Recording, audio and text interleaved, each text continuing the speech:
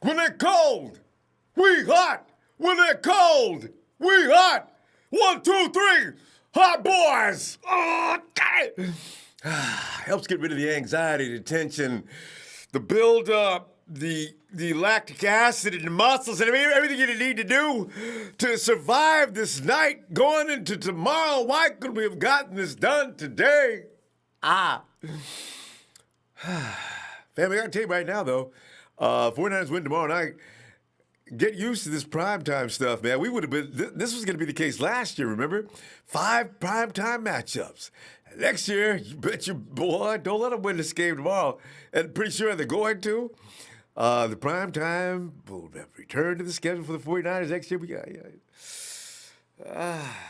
Hey, let's get on into this, though. I'm telling you right now, fam. I need this, don't I? Keller Witherspoon, of course, is out. Joe Staley's out. Questionable are Tevin Coleman and Dee Ford, and most likely they're both going to play. Kyle Shanahan continues. We continue to see reports that Kyle Shanahan is optimistic about Tevin Coleman being able to take that rock and move it. I don't know about you. I don't want him out there. I really don't.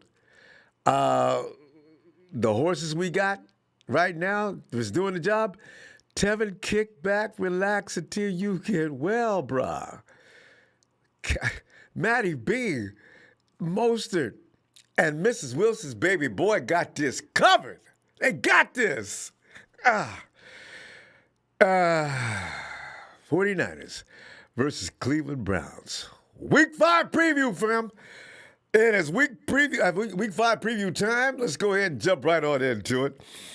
It's Niners are riding a 3-game win streak to open the 2019 season, fam. We've not seen that since 1990. If they win this game tomorrow, I think it goes further back to 1990. Yeah, this is all part of the 1990 Whoa team. I ain't gonna make no. I know what you think. I'm not saying anything else. However, this is the first game that will gain respectable status for the 49ers. It is between us and the Browns coming up this Monday night, as per usual.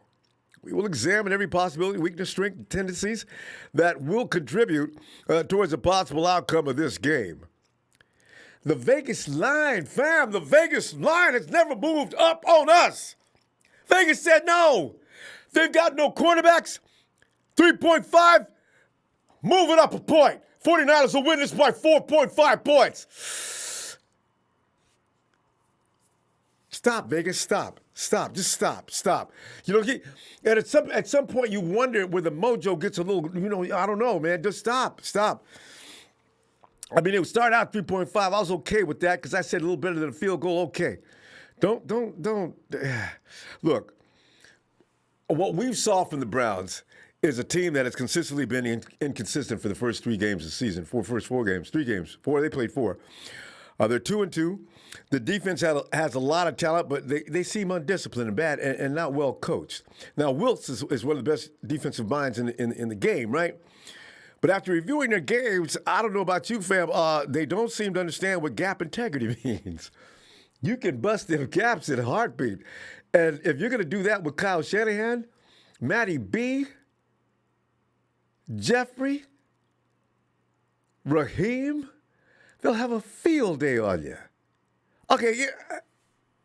And they're not tackling well for some reason. I saw a lot of missed tackles. I said, these boys are supposed to be bad. How come they don't bring people down right away? They don't have a starter in their secondary, as we already know. Baker Mayfield likes to hold the ball too long as he's trying to scramble around because he can't see. He's too short, trying to find gaps. He doesn't like to throw. He doesn't like to anticipate throws. He likes to make sure he sees his receivers before he lets it go. That is going to get him killed tomorrow night if that's going to be the case. Unless he's learned something since last week. If you're going to roll around looking for holes and places to throw, Baker Mayfield, there is not going to be a lot of that. In fact, Baker is also, his offensive line has forced him probably to take out an additional insurance policy. Most of these negatives, if I'm looking at, fam, it's almost as if the 49ers better not lose to this team. You know what I'm saying? Vegas has already said they better not lose. Because the betting line is high on him. I've not heard anybody but scream at Stephen A. talk about. What is he talking about, man? Stephen A. Baker Mayfield likes to go for the home run ball. Jimmy G is more of a singles hitter. Why don't you stick to the NBA, Stephen A. Smith? Man, what are you talking about? Okay, real quick, fam, let's look at some of the things that will matter most in this contest. Jimmy Garoppolo, of course, versus Myles Garrett is something that Jimmy G has. He's got a solid start in the season. G has thrown for 739 yards, 5 touchdowns, and 4 INTs. The INTs, 2 of them are not his fault. He's got a quarterback rating of 96.3. His 69% completion percentage ranks him 8th among quarterbacks in the NFL through the first quarter of the season.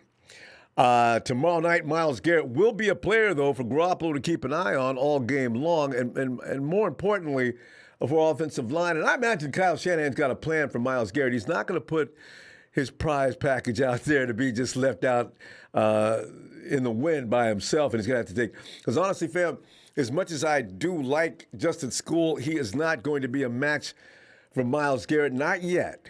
I don't say in the future because he's got a pedigree that says eventually he might, and he could fool us tomorrow night and do a little better than we anticipate. Because, as I say, this is a guy that came out of the SEC, and he saw all these bad men.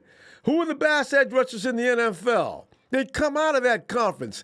He allowed 1 sack in the 4 years he was playing. That means he's got talent. He just, he's still a rookie, though, and he's coming to the NFL. He's got to make some adjustments. Garrett has 6 sacks on the season, which ranks second in the league behind Bucs linebacker out of control Shaquille Barrett. His 85.5 pass rush grade from Pro Football Focus is tied for 6th best in the NFL. That's it is worrisome. Let's see what Kyle has in mind. I figure a lot of rollouts, a lot of runs, running away from Garrett or running right at Garrett with a flow of humanity that's going to sort of mow him down. You figure George Kittle is probably thinking about taking this on as a personal challenge, as well as Levine Toilolo. The bad thing about it, I wish we had a running back with the kind of stature. Jeffrey Wilson Jr., I don't know. We'll see. Because Richard Sherman versus Odell Beckham Jr. Now, Sherman will have his hands full tomorrow night. I was thinking that it was going to be more. I thought the E-Man was going to have to take care of it. Most people premiered this as thinking the E-Man was going to have to deal with OBJ for his first premier start. I guess the 49ers are thinking, now, let's not open up no fairy tales today. Rich, you got to take care of Odell. And it seems like, okay, well, anyway, Sherman's been looking. He's been looking like his vintage self, fam. He posted 11 tackles, 4 passes defense, 1 pick 6 to start the season. They say it will be Sherman, not Mosley, entrusted to containing OBJ. The dude has hauled in 21 passes for 308 yards and 1 touchdown in this particular season. Last season, as a member of the Giants, Beckham Jr. had 73 receiving yards and 2 TDs in Week 10 against the 49ers. This is why I know Kello Witherspoon had this game circled on his calendar as soon as he found out where his next chance to get at OBJ was going to be. And I really do think Kello was going to show out. God, I wish he'd been here for this. Spoon, get better, man. Quan Alexander, the legend, versus Nick Chubb. And Alexander has been legendary, fam, beginning of his 49er career, totaling 16 tackles so far in 2019, the second most of any 49ers defensive player. He also has been great in coverage with 3 passes defense and 1 INT through the team's first 3 games. Had he been able to stay in longer against Jameis Winston, no telling what would happen. Quan has the 3rd highest coverage grade among linebackers per PFF.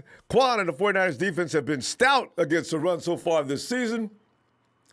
The defense is yet to allow a rushing touchdown in the season. This is a stat that I really wish people would stop repeating because it kind of worries me.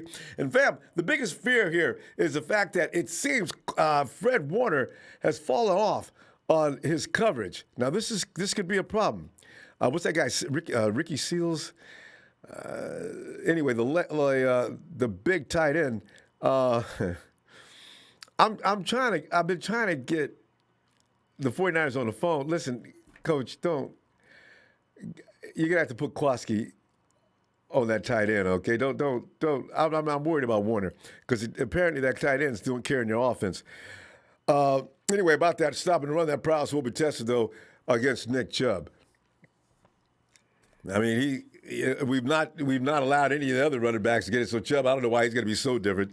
Chubb has rushed for 398 yards and 4 touchdowns on the year, and it's coming off a 3 TD performance last week against the Ravens with one long run. I mean, it was long, man. I don't know how. Also, DeForest Buckner versus Baker Mayfield.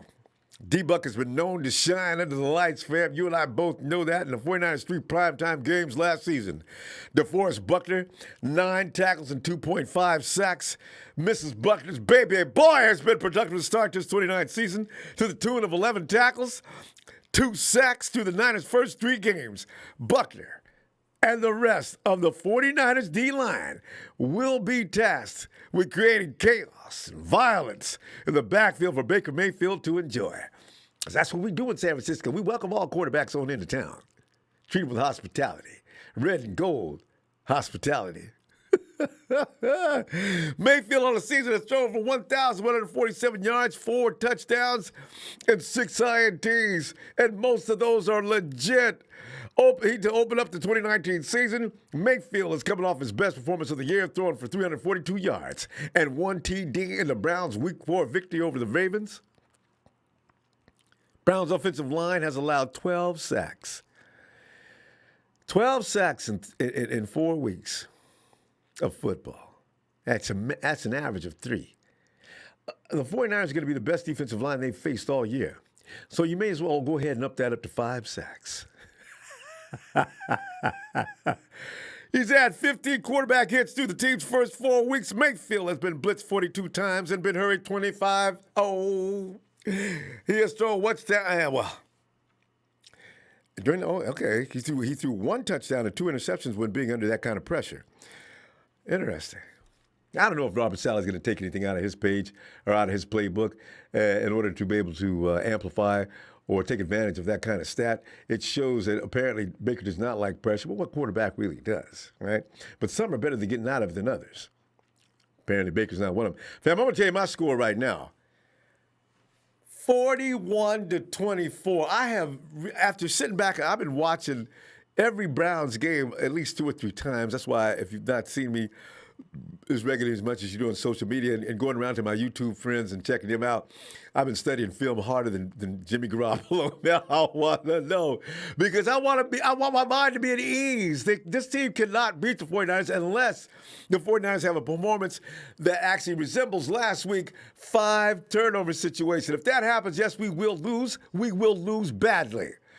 But if they keep the ball, and I afford them 2 turnovers against this team, the Browns will not have any business being on the field with the San Francisco 49ers. Kyle Shanahan's going to embarrass that defense. I already know that.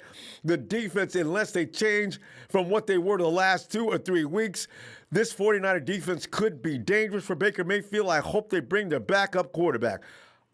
This is not smack talk. You've seen what's going on here. You see how grisly the 49ers defense has gotten. If Baker Mayfield is going to continue to be like he has been, he will be, leave it at that. 41-24. Fam, hey, by the way, this is Shabazz. The Shabazz Rams game, Week 16, TBD, ticket giveaway contest. I mean, you know what I mean by TBD. They haven't decided yet what they're going to do with that game. It could be huge, huge game if the Rams suddenly straighten up and start to fly right. 49ers apparently know what they're doing now, and if they have any, the 49ers are not going to win 16 games in a row, fam. We know this. But I doubt very seriously when they lose more than 4 at this point. Could be 5. Could be 5. So there are 5 opponents on there that could possibly do it. But anyway, the ticket giveaway contest for a free ticket to join Shabazz. Big bad Shabazz at the game. Now, I'm not sure if Shabazz says 1 ticket or 2, but I do know he's giving away a ticket at least. Now, the question is, what was the 49ers' original team logo or symbol?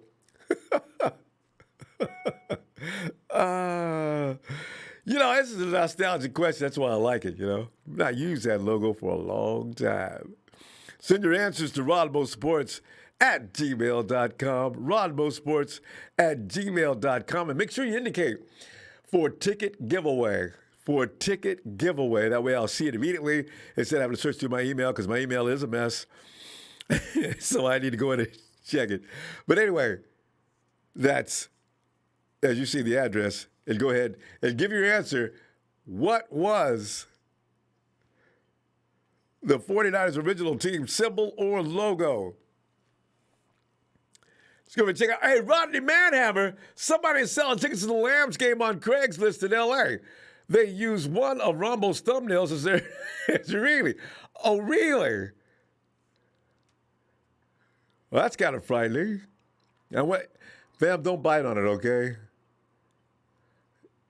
Don't bite on it. I think it's a scam. You know why? Why would it be my thumbnail when somebody's trying to take advantage of the 49ers? Could be a Rams fan. And don't give me any money. Kyle Baker, 49ers, 31-21 Browns. Kyle Baker says 31-21 Browns. Okay, Kyle. Slim Shady. I read that down. Production pulled my hat on that one. 49ers 31, Browns 21. Kyle, I'm sorry. Let me slap me. Okay? Let me slap the other side too. My bad. Slim Shady, the real Slim Shady, says 49ers getting a lot of hate and doubters for Monday night game. It's a game where it's 49ers versus everybody, and the show we ready for this moment. Not everybody, Slim. You have a small minority actually against the 49ers in this game. NFL Network is all over the 49ers on this one as far as winning. William Roberts, 27-17, Niners. Even ESPN. Harvey Huegas, feel like we kept Matthews under wraps until now. He probably never left the facility. Imagine. William Roberts has mostly played great against Mayfield a couple of years ago. J10, it will be a brawl and uncut tomorrow.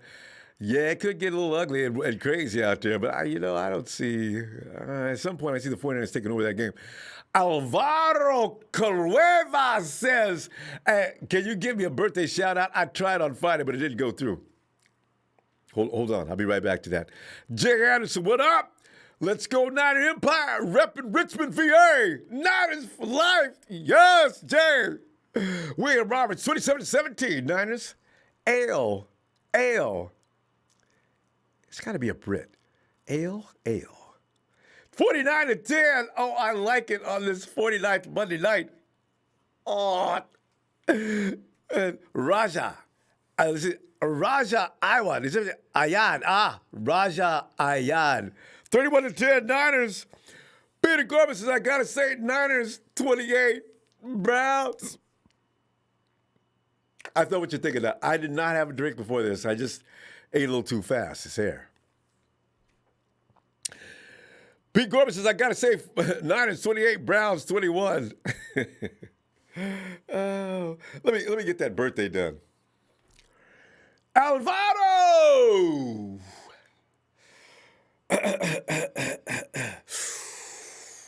Happy Niners birthday to Alvaro. Happy Niners birthday, Alvaro. Happy Niners!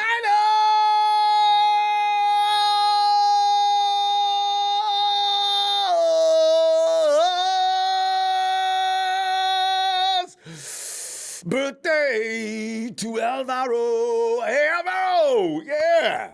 And hopefully you get a birthday present tomorrow night and 49ers chalking up another V. Woo! Phil, come on in, man of wisdom. I'm first again? Can you imagine?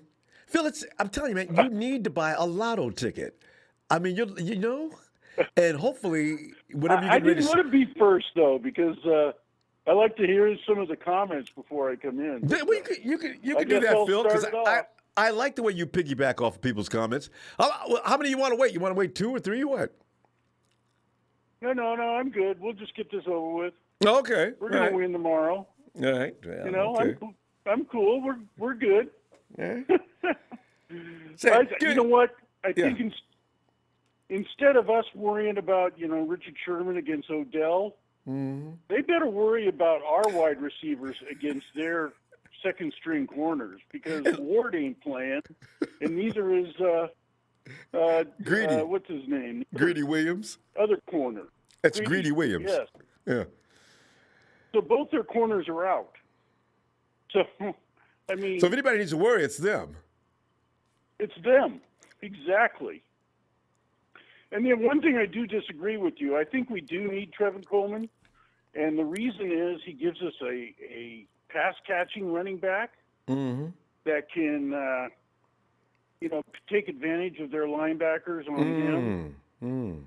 And it opens up the playbook that Shanahan had for. You got me there for sure. Yeah. And that I gives just think more he can options. come in for specialty plays where he matches up against them. It could be a 3rd and short where we have him match up against a linebacker for He'll destroy a him. pass. That's true. Yeah.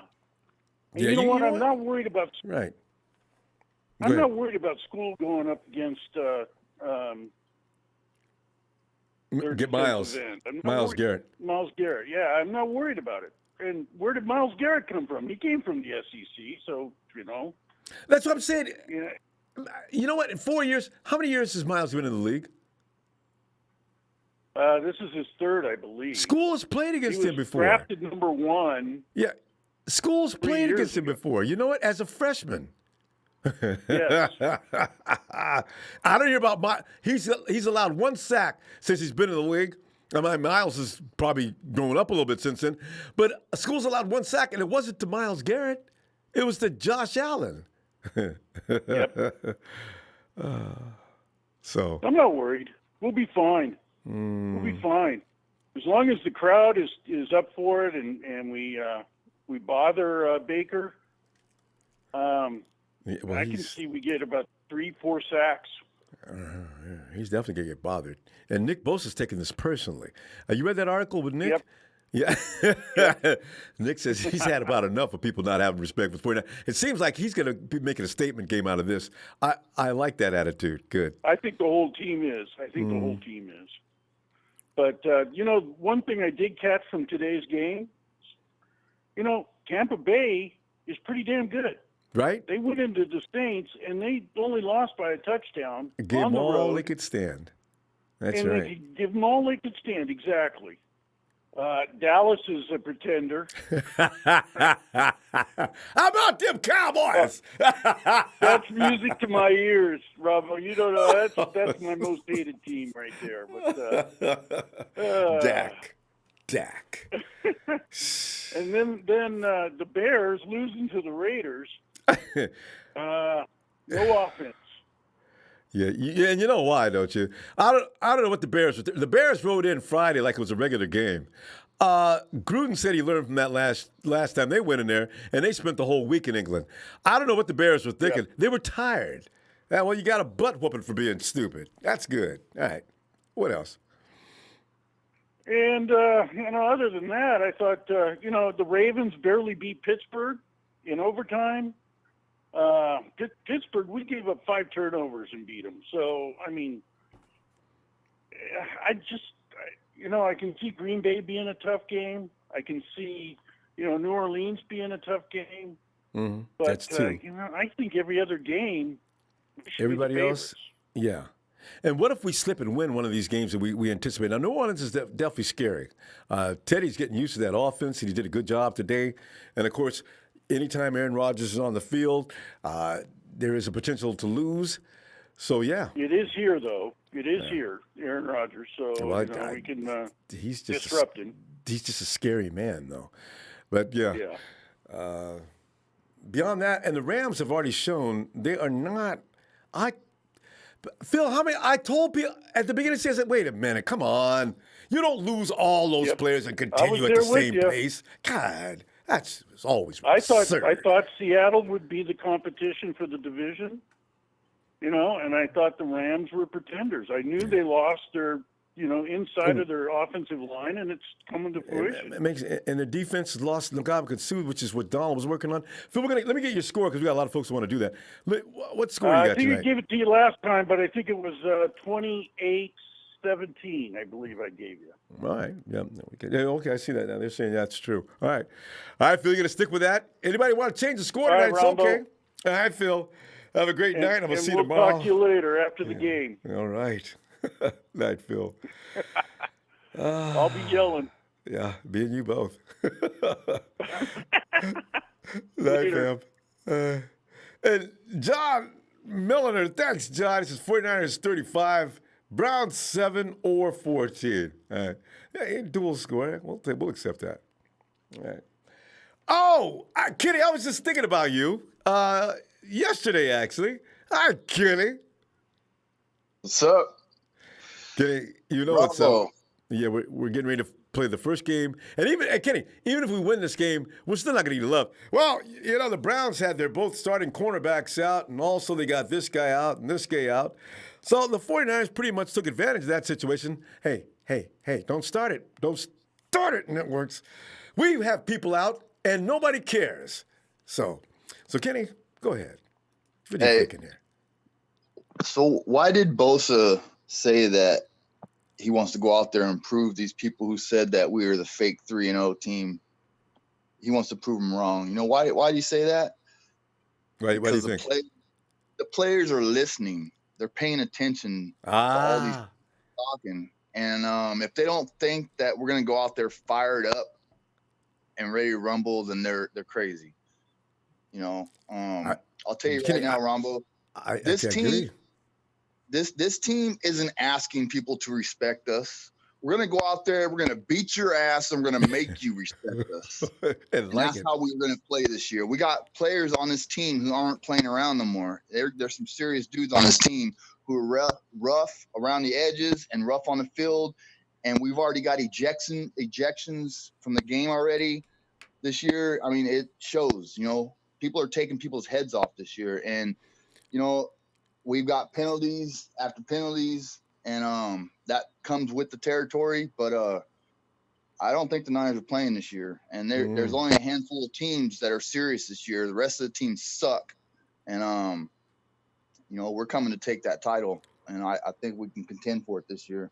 I agree, because Kenny, like you said, I pictured something happening last year. I was a little worried about the Raider game last year, and the 49ers came out like men with a vengeance against the Raiders. I see that happening tomorrow night because, like you're saying right now, they do hear the nasty comments that are being made, and they will apply themselves accordingly. Yes. I heard it earlier, man. Nick Bosa's a quiet dude, man. He doesn't really talk a whole lot. When he does, man, and he points something like that out, careful. He's echoing the sentiments of that locker room. You know it. Yeah. Maybe nobody else is saying anything, but they're all feeling the same way as Nick. Stop looking at us as a bunch of chumps lucking out every week. We're beating these people. They're NFL teams. You don't like how good they are? That's too bad. We're still winning, and that's what matters. So yes, if you think Nick Chubb is because I keep hearing Nick Chubb name being brought up. If that's all they got, good luck, because we haven't allowed a rushing touchdown yet this year. And as far as passing goes, good luck, because we got a good ass D line called Sac Francisco for a reason, and they're gonna bring the pressure. And if you ain't got quick hands, then you're going down. So, and Kenny, the best weapon on the field is not even the players. It's Shanahan. Shanahan is like Professor X of the X-Men. He is the most dangerous X-Man of the group. This is what Shanahan does. He puts his people in position to just embarrass defenses. This is what I love the most. And do you know, Kenny, that actually his counterpart on defense, our guy, my boy Bobby Saleh, is designing some nice Ds. I love this team. I was hoping you'd bring his name. I was going to say, don't forget about Saleh. That dude's bringing it this year, man. You know, I've been praising that dude for 2 years because I knew he was brilliant. I could feel it when I first heard him talk. This guy just needs more people. That's all he needs, and watch him go. Kenny, what is your score for this game, man? 27-10. They're getting one touchdown, and ain't going to be no rushing touchdown either. So, all right. And I won't be able to call in tomorrow, so I'm going to get pumped up tonight. But prime time, baby. Let's go, San Francisco. Yeah. Hit squad, not our fan club. 13-3, because we got Jimmy G. Let's go. No, Jimmy, Kenny. We'll see you. Hey, fam, and we will see you as soon as possible. And we'll be back for Tuesday Night Raw. All right.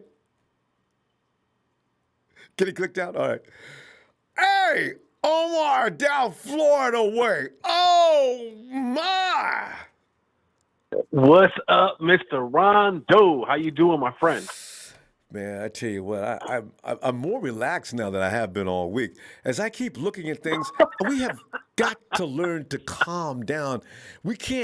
Everybody can't beat us anymore. That's the bottom line. The only thing that can beat the 49ers right now at this particular point against this team is the 49ers. And that's the way I see it. Browns, man, let's see what happens. But Omar, what are you thinking? Man, honestly, Rondo, I was just listening to the last caller who called in about the whole Bosha article, because I read Niner news every day. So and I heard him talking. He said that he's going to make them. Nick Bosha, he just wants people to respect us, and he's not the guy. And he don't do a lot of talking. His play on the field makes everything talk for him. His play, and his ankles. I'm telling you, it's his ankles feeling good, Omar. Huh? And his ankles feeling good too. See, that's not a. Oh, I'm telling you, that's bad news for Cleveland. Wait till he steps on the field. It's gonna get ugly, and it's gonna get ugly quick. I'm telling you. What's gonna happen tomorrow night is, like I told you before, it's gonna be. I have never been excited about a Niner game in the last few years. I'm being honest with you. I haven't been this excited for a game. Huh? They have been disappointing. Well, with the exception of the last 5 games in 2017, but otherwise it's been rough. Oh, it's been rough. Yeah, it's been rough for us, but I've always been a Niner fan. It's like I told you, I've been a Niner fan for 31 years, and I want this victory. I want respect. I want my Niners to host the Lombardi Trophy up. I don't want to jump ahead or anything. The way I see the schedule, we could go on a run here, on a serious run, and just annihilate people. Green Bay might give us a tough game. Yeah, we can take care of them, though.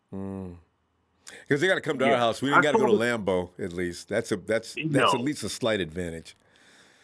Yeah, well, Kaepernick won down there, so I don't fear Green Bay. I really don't fear Green Bay. They were a different team. We're a different team. You know what, though? I know what you mean. It's not like we can't win in Lambeau. I just don't want to be in that cold weather. See, because our guys... No. It's cold. It's going to get real cold by that time. Yeah. So, what do you think about that article about what Bosa said? No, I felt every word he was saying, because I said, and they're so right. I mean, NFL networks are going out of their way to look down on the 49ers and make sure they know it and make sure the fan base knows it. And sometimes I think they do that just to rustle us up. You know what I mean? They get more attention by making us mad than they do if they just say nice things or normal things, So I'm telling you this. Hey, man, I heard about the 49ers are going to make a long trip in December. I read that too. And they're going to make a long trip like they did how they stayed in Youngstown against Cincinnati.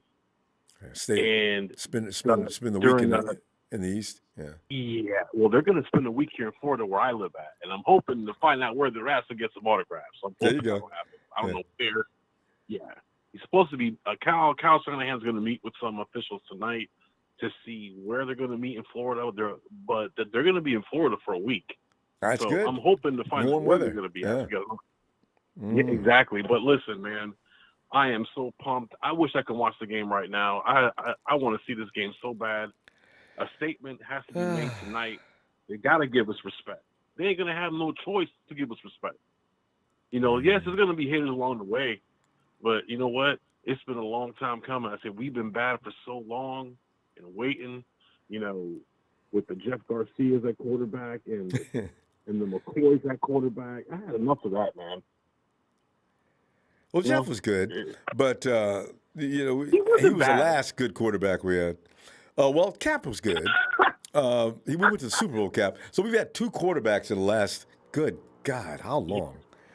Oh, it's I'm really telling you, a long yes. time. I have a quick question for you. What do you think about the games today? Is anything standing out? I enjoyed them Cowboys. There was some surprises around the league. I was just about to mention it. I'm glad the Cowboys got whooped. Yeah.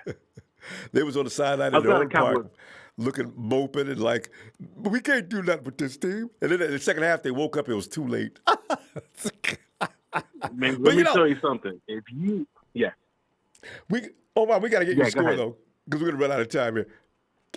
Can I get you a score? I'm sorry. No, sorry. I don't want to hold up the rest of the callers who will be calling in. But Jerry Jones looked really pissed off up there, and I like to see him mad. Yeah, he looked mad, man. It's like somebody stole his cheesesteak or something. And did you see Dak smell? Come on, Dak. I see that. It's not Dak. I call him Whack Prescott. Omar, give me a score. And Omar, yes, sir. I saw you answer my mail. I'm going to get back to you on the email a little bit after the program. Yeah. But go ahead, give me a score. I was going to tell you, I know you think I'm crazy, but we're going to score in the 40s. I already said this. I said the same thing. 42-10. You got 1 point more than I do? A few days ago, I say 42-10, and that was my prediction. I know some people might think that's just a little bit overboard. It's not overboard. I feel it. I feel it with Jimmy G and Kyle Shanahan. There you go. We're going to scheme them. We're going to kill these guys. And do number. All right. So we're gonna go on more. I'll talk to you on email in just a little bit, okay? You got it. Yes, sir. Hey, my friend Ronbo, like, you have a blessed night.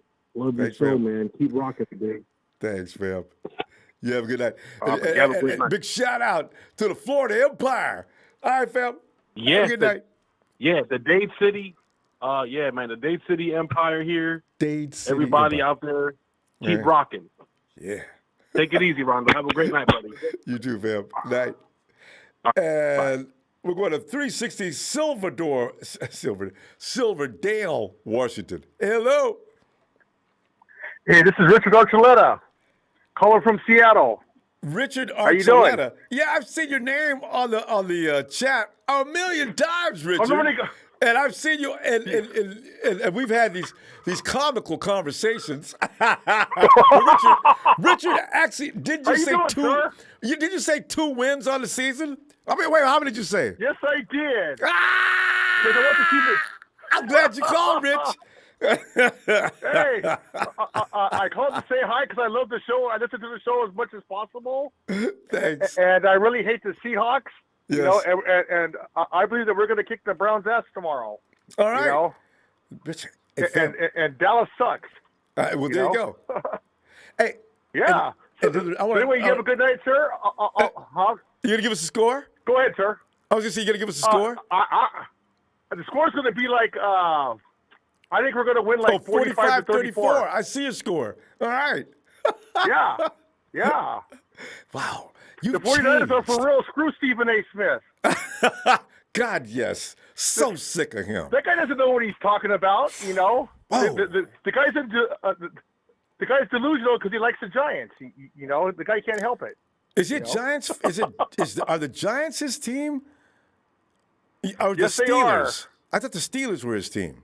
No, Stephen A. Smith likes the Giants. All right. Because he's from New York, so he's a big Yankees fan. He's a big Knicks fan, so he's always crying and bitching. The poor guy can't help it. I know about him in the NBA. Yeah. It's too comical. So how you doing, sir? Fabulous. I mean, as long as we're winning games, I am always okay. Yeah? Looking forward to tomorrow's game is what I am. I'm looking forward to tomorrow's game, too, because I want the 49ers to shut the world up, you know, because the 49ers are vastly, underrated, you know? Painfully. But it could be changing tomorrow. And, and it won't really fully change tomorrow, though, Rich, I got to tell you, because beating the Browns, they're going to give the Browns every excuse possible that as if it matters that a team has people out. And every team has people out, but not, if the 49ers beat you, that's because you had people out. Everybody else has people out, but it doesn't matter. So it's okay. Yeah, and what comes around goes around. You have a good night, sir. You too. And I'll be listening to the show, okay? Thanks, Rich. Have a good night, fam. All right. Bye. Oh, God. And I see here, XKVVY says, I hope to never go back to those Brian Hoyer days. Brian Hoyer's not leaving the Boston area, no problem. Hey, and thanks for the contribution, fam. Hey, Justin. What up, my man, Ronbo? Oh, Justin, man, we just sit back here digesting and having a good time with the possibility of probably winning this game. All the arrows are pointing up. But, Justin, what are you feeling on this game? And ended up by giving us your score on tomorrow's game, too. I'm feeling positive about this game. I think we can go into this thing if we have the right mindset like our boys should have. We got to just keep controlling the ball. We got to just got to play good ball like we've been doing. This has been. Quality football. That's what we just got to keep on going in, day out. We just can't let Nick Chubb run on us, and we just can't let what's his name, Myles Garrett, get dominant in this game. We have to have some tight end help with Justin Score, I believe, from some help. And I believe Carollo, Ross Dwelly, and then Kittle, I think all of them can then, like you said, there's other ways you can maneuver a guard, do what you call sweep moves, and all that type of stuff. So, and Kyle's the type of genius with that stuff. Exactly. And last week, did you watch the Ravens and Browns from last week? I noticed Myles Garrett. Yeah, I did watch that game, yeah. Yeah, Garrett wasn't really active in that game. In fact, he disappeared. I didn't see him that much. Right? It was more like the Ravens lost himself. It was more like the Ravens were shooting themselves in the foot. That's what I kind of seen. I felt like the Ravens could have won that game if John Harbaugh would have coached better.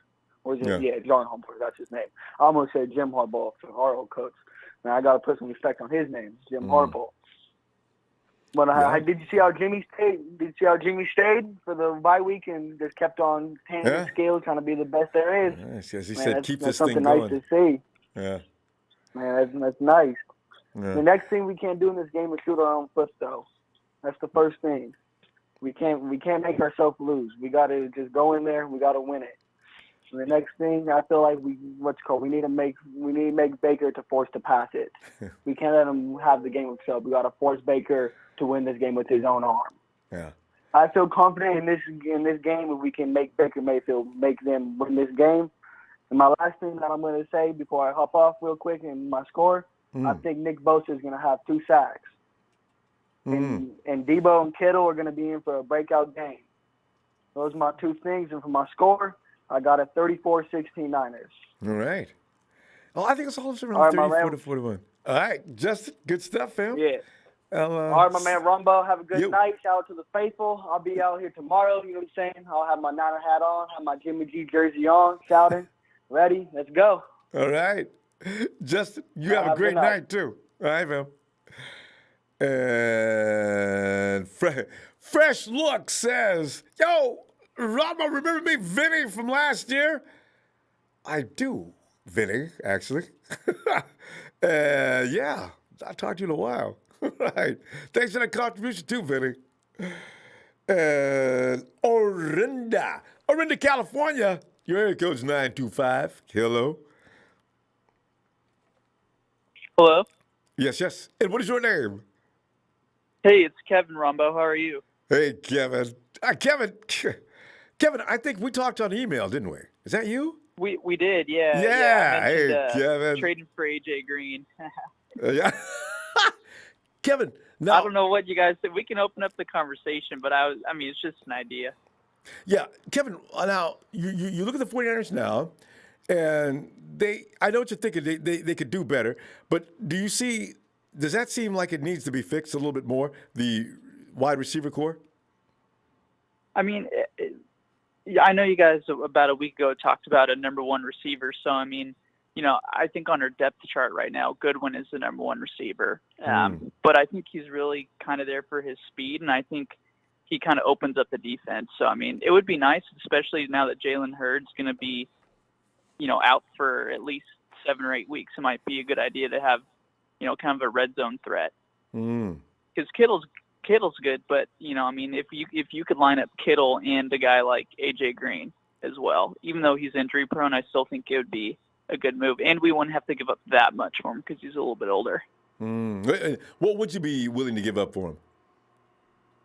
I mean, do you think we can maybe get like a 3rd-round pick and a backup player, maybe? Give a backup player? You don't think that's a lot? AJ Green at 31 and injury prone, it's kind of a scary thing. What if we give up a 3rd-round pick? What player would you have in mind on that kind of a deal? Oh, man, I don't know. I'd have to look in further. I mean, it's tough. Yeah, see? And I think that's what the 49ers are thinking. They might want AJ, but they would probably rather wait until he becomes a free agent. Yeah. Also, because you got to figure, you don't want to give away. You don't want to stunt the growth of any of your younger wide receivers.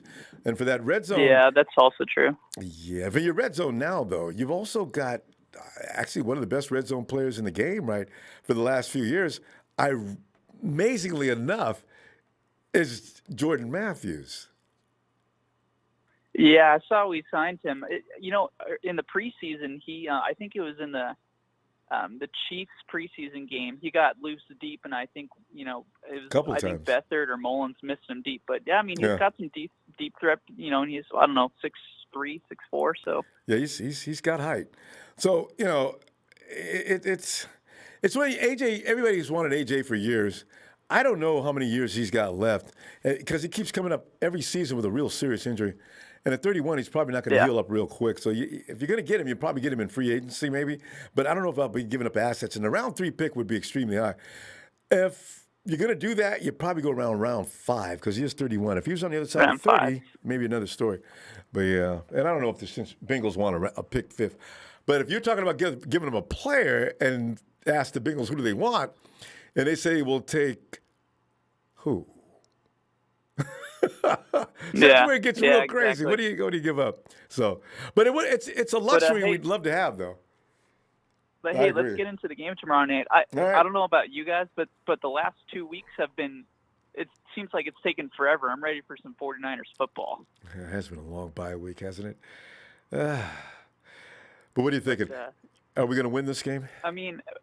Yeah, I think we're going to win this game. I mean, if you look back at this season so far, I mean, against the Bucs, we had 3 penalties that were touchdowns called back. We had 1 or 2 against the Bengals, and then we played a terrible game against the Steelers, and we still won. So I mean, Cinderella team. I think, and a lot of people are saying, I was watching First Take this morning, and we just get no respect, and people are thinking that the Browns are just going to come in and beat us up. And, I just really think that, I think that people are saying it's a statement game. I think we come in and, the Niners traditionally have been good on Monday Night Football.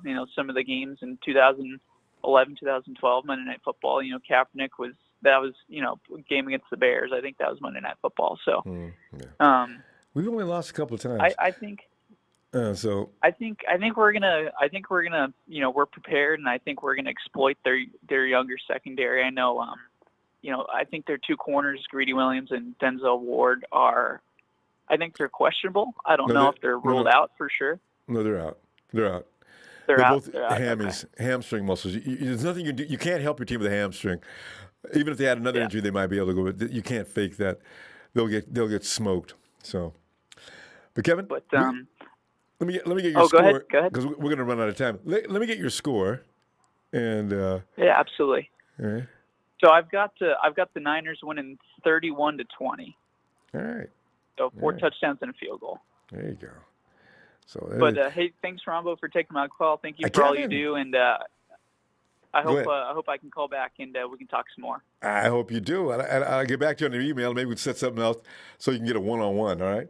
All right, Kevin. Yeah, absolutely, man. Thank you. Have a good night. You too. Have a good night. Bye. Oh, wow. And let's get on over here to PP Dre. Oh, what's happening, bro? Dre, man, it's been a long 2 weeks, and all we've been able to talk about, oh, man, we got to beat the Browns, man. We got to beat the Browns. Hey, you know what's so great? Because you know how players always say, well, you just pretty much have to block out social media and what you hear from the network talking and everything. And then Nick Bosa come out and told the truth. Nick said, boy, ain't nobody going to respect us, huh? People think we're a fake 3-0 team. We're going to fix that up. Ooh, I knew they heard every word. And Dre, you talked to Kendrick Bourne before. Did he reveal to you that he knew what everybody was saying? He's more of a, I'm a focus on what I got to do. He's already, low on the totem pole, you know what I mean? So he's more of a, I'm going to block out everything and not pay attention to what the pundits or even what some of these fans say, you know what I mean? But it's about damn time that somebody says something, bro. You know what I mean? It's about time. You just can't continue. It's like you just can't continue to let people, bully on you, bro, or they'll be able to say any, and they do. Continue to let somebody to talk. You know what I'm saying? Eventually, it's going to be bad for you. So you got to stand up for yourself. And I'm happy to hear that somebody, went out there and said something, bro, because it's just not a good look, man. It's not a good look, man. Stand up for what you believe in. If you believe in something, somebody's bringing you some BS, man, you need to stand up for what you believe in and say what you got to say and get it off your damn chest. Because if you're not, people just going to take advantage of you. And we are not the team to be taken advantage of. You know what I mean? Well, Dre, so that's what I you think, pretty much, have you got any new thoughts on tomorrow's game? Because you pretty much express yourself pretty fully down through the few days. But, yeah. I think the strategy is the same. You hold Myles Garrett. Make sure, I know that Kyle, has a damn good game plan that's centered around stopping Myles Garrett. You stop him from getting to Jimmy G. You hold Dre, your TV's kind of bleeding into your mic. Maybe you could lower that a little bit, the volume. Yeah. Like I was saying, you stop Myles Garrett, and then you hold Chubb under 100 yards, and I think you win the game. You put pressure on Baker Mayfield. Baker Mayfield had one passing touchdown, Ronbo. You're not going to beat us with one passing touchdown. It's just not going to happen. You're going to have to put up at least 3 to 4 touchdowns, throwing the ball, because Chubb is not even going to get in the end zone. If he does, it'll be, a pass out of the backfield. That man is not going to rush for over 100 yards. He's not going to run for a touchdown. And he's damn sure not going to run for 3. You saw the game against the Ravens, right? Chubb got loose on the Ravens. Ravens are the worst tacklers I've ever seen. The Browns weren't that good, but the Ravens, the booth announcer was counting on one of Chubb's touchdowns. They have 5 missed tackles. Right, the booth announcer was counting them out from the 8-yard line. Yeah, bro. Like I was like, bro, what's going on, bro? Yeah, bro. I mean, yeah, bro. I'm not too much afraid of the Browns. You know what I'm saying? Like I said, and all of the people talking about Richard Sherman's going to have his hands full with Odell. Sherman is not going to be guarding Odell. They've been playing Odell a lot in the slot, man. He gonna see a lot of K1, and they're gonna try to match him up against Emmanuel Mosley. Sherman's gonna be seeing a lot of Jarvis Landry. That's what he's gonna be seeing. You know That's what I mean? What I thought. I'm not really understanding what this, Sherman's gonna have. He's not gonna be guarding Odell. Odell's gonna be coming out the slot, trying to take advantage of that, or they're gonna line him up against Emmanuel Mosley, and he's gonna be seeing a lot of Jarvis Landry because he's usually on that right side. So, well, now see, if Landry's gonna come out of the slot like he likes to do, they've been having Odell. They've been having Odell more in the slot than Landry. That last game where he was killing stuff, man. Landry was playing on the outside, and they had Odell playing in the slot. I gotta watch that game again because I couldn't see they where had he was Odell coming playing from. in the slot a lot. Nah, bro, they had Landry playing on the outside that last game that I seen. It was a couple of plays where he played in the slot, but a lot of those big plays that he was having, man, he was lined up on the outside. See, that's how you confuse the defense. You keep lining them inside, outside, and at some point it could become fruitful. And the Browns, they run 4 wide receiver sets. They run a lot of 4 wide receiver sets where they got two guys lined up on both sides. You know what I mean? And and it's usually two wide receivers and two tight ends or something. You know, especially when they had Njoku. But now that he's out, you know, it's usually three wide receivers and one tight end. You know, lined out wide. Because they think Mayfield's that kind of quarterback. He don't need no real run game support. That's why they said, "Hey, Carlos, man, we're gonna let you go. We just gotta keep Nick and another guy around here. So we're sorry." You know. Yeah, man. You know, Baker Mayfield, he can do all of the commercials he wants to do, bro. The He's doing a lot too. Yeah, the dude is overrated. You know what I mean? And I could see how the NFL just wants him to win so bad because he's in all of these commercials. He's getting all this publicity. And, you know, it's not really him. It's the team that they put around him, man. Baker Mayfield is an average quarterback. Let's just say if Baker Mayfield was in Frisco with us right now, we would be in fucking trouble. We would be in trouble. It's a good thing, too. I see something I don't like, too. I liked him in college. Yeah. But, Dre, let me get your score because we're going to see as many scores we can get in here tonight. But what do you got for this game? Honestly, man, I think the score is 27-13. All right. 27-13. You know, I see one touchdown. I see one touchdown coming on one of those plays where somebody is lulled to sleep, you know what I'm saying? And, you know, somebody catches a 90 route over the middle and takes it like Juju Smith-Schuster did, you know what I'm saying? Hopefully it doesn't happen in the fourth quarter. That's usually how a lot of our touchdowns are given up. Yeah, it's going to be garbage time. Because two teams shouldn't have scored 17 points. Most of 10 points was it. No. So, yeah, I get it. It was garbage time. Yeah, all right. Yeah. All right, Dre. All right, bro. Shout out you to the tomorrow TNT fan, man. Trey Trash, Big Show, Jerry Fresh, Russo, Shay Lewis, man. My player partner, Will, all of the guys, man. I'll see y'all tomorrow, man, when we go ahead and go 4-0 on these bums. Got that right. On these bums. All right, bro. Appreciate you, Dre. Have a good night. See you tomorrow. Peace. Yeah. And Lenwood.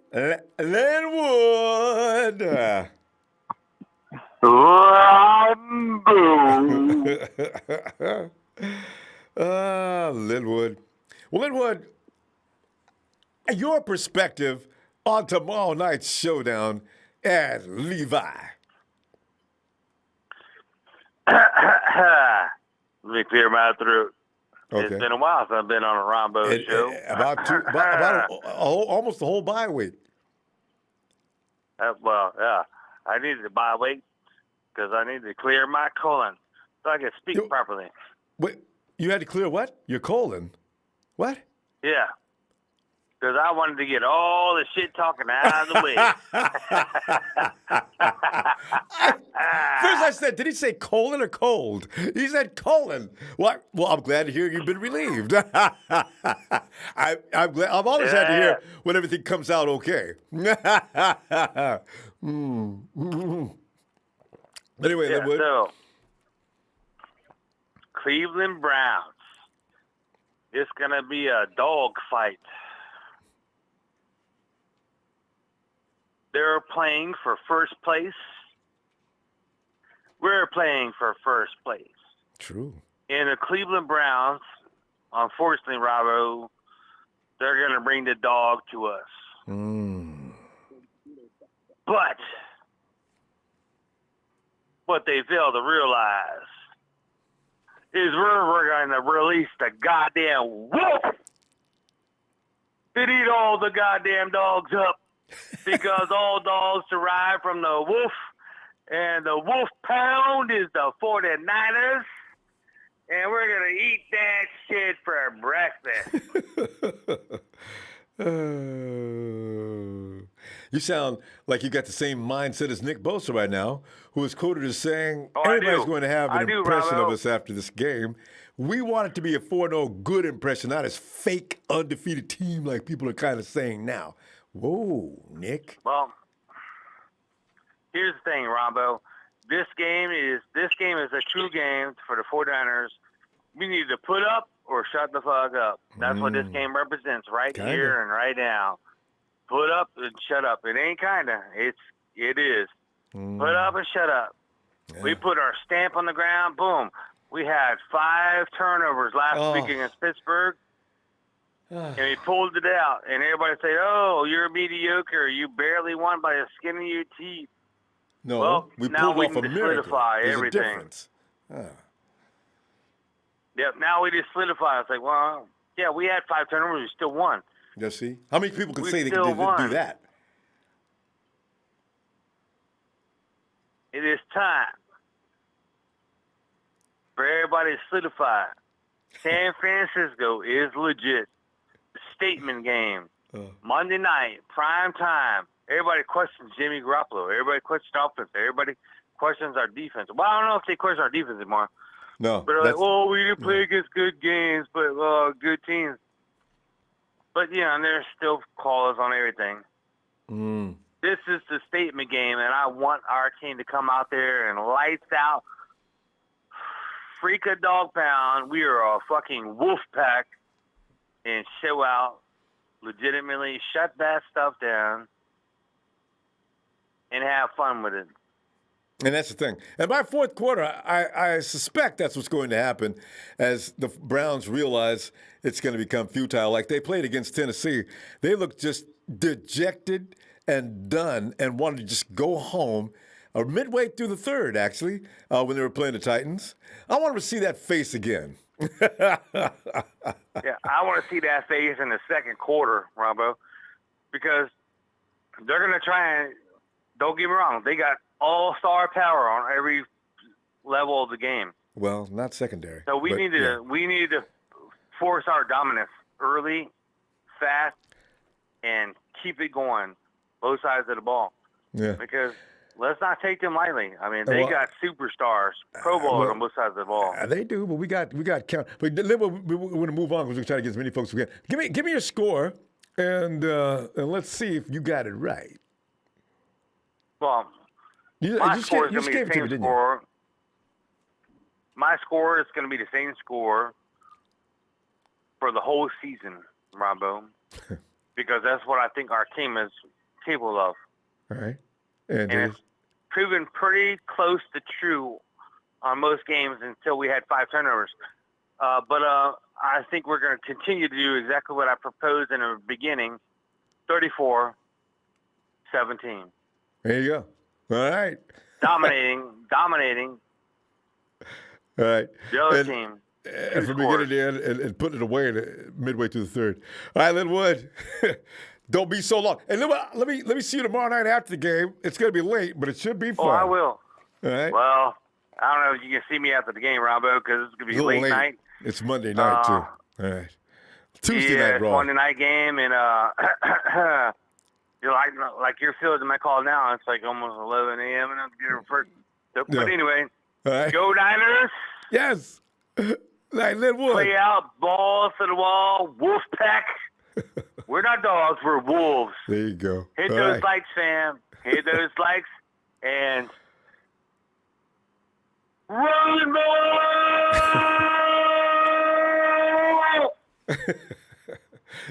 Love you, fam. Thanks, Linwood. Love you back, fam.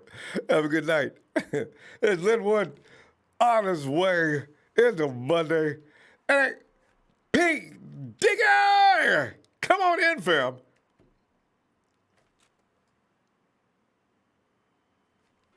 P. Diggy. Ronbo. Yo. Diggy, where you at, man? What's happening? What's going on? We're sitting there going over the scores, and there he is. Diggy, we're going over the scores and everything, man, trying to check out and see what people are thinking. At this point, are you still confident? Are you still feeling that red and gold power? You know what I'm saying? Oh, man, thinking? I'm sitting here ready, waiting, watching a little bit of this Chiefs-Colts game. Oh, that's right. Yeah, it's just, man, the Colts are giving the Chiefs all they can handle right now. I love it. See, but, go ahead. No, I was just saying, the thing is, when you look around, if the Colts fool around and win that game, the Cowboys got the cowboy hats handed to them. Wasn't there one more upset today? When I see these things going on, I always get concerned. Mm-hmm. I don't know which way is the mojo flowing. Is it our turn? Go ahead. The Bears went down today. Oh, right.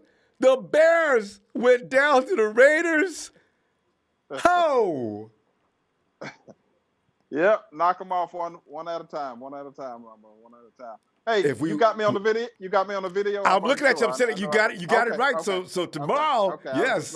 Just making sure. All right. Yeah. Great. Yeah, man. So just getting ready.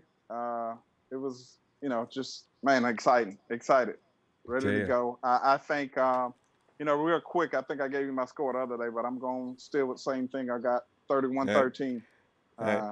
What was the score? Yeah, we got Dickie's score, right? Yeah, because I gave everybody a chance if you're feeling stronger or less stronger today about what do you think is going to happen and that type of thing. Because feeling the same way. I'm still on the same wavelength. Right. I'm curious to see where have there been any news about how many running backs we're carrying? Like, I mean, I haven't heard anything on that. Here's the thing. We never heard Jeff a word Wilson? about. I think he's still on the team because we never heard any word about him being waived. They can't just send him back to the practice squad. They'd have to waive him, and then he'd get put back on the practice squad when he came back. But here's the bad thing about that. Diggy, I'm worried if they waive him, that's the last we're going to see of him. That boy is a red zone running back. You get that ball within the 10-yard line, Jeff Wilson's coming in. He don't even need an offensive line. I think that's why he hadn't been waived yet. Yeah, but I want to see what Coleman looks like in it. I mean, Coleman had that one preseason game where he had looked really strong, and I think at the end of the preseason, Breida was looking a little better, and then we really didn't get a chance. We really didn't get a chance to see him against the Bucs. So I think Coleman has a lot to offer. When you hear Kyle talk about him, he still is leaning heavily on that. So I'm curious to see what he comes in with. Man, we had 2 weeks, almost feel like 3, to prepare for the Browns.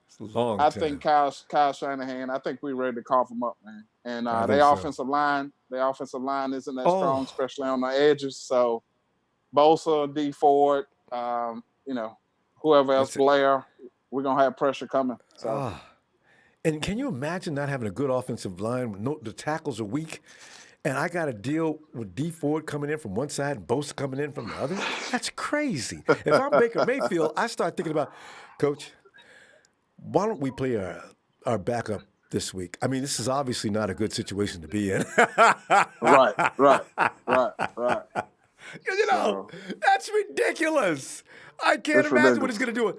Remember against the Bengals, from the first snap, the 49ers was all over. The red rifle went down immediately.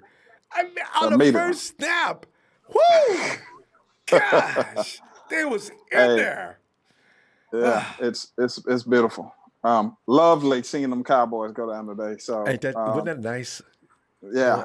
So like we was kind of talking about the other day with the Rams going down to Seattle and then the Cowboys going down.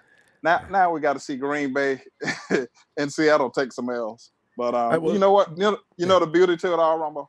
We got them all left on the schedule to take care of business ourselves. So. And we know what they look like and what they don't do well. Right. Same with the Saints. So. Yeah.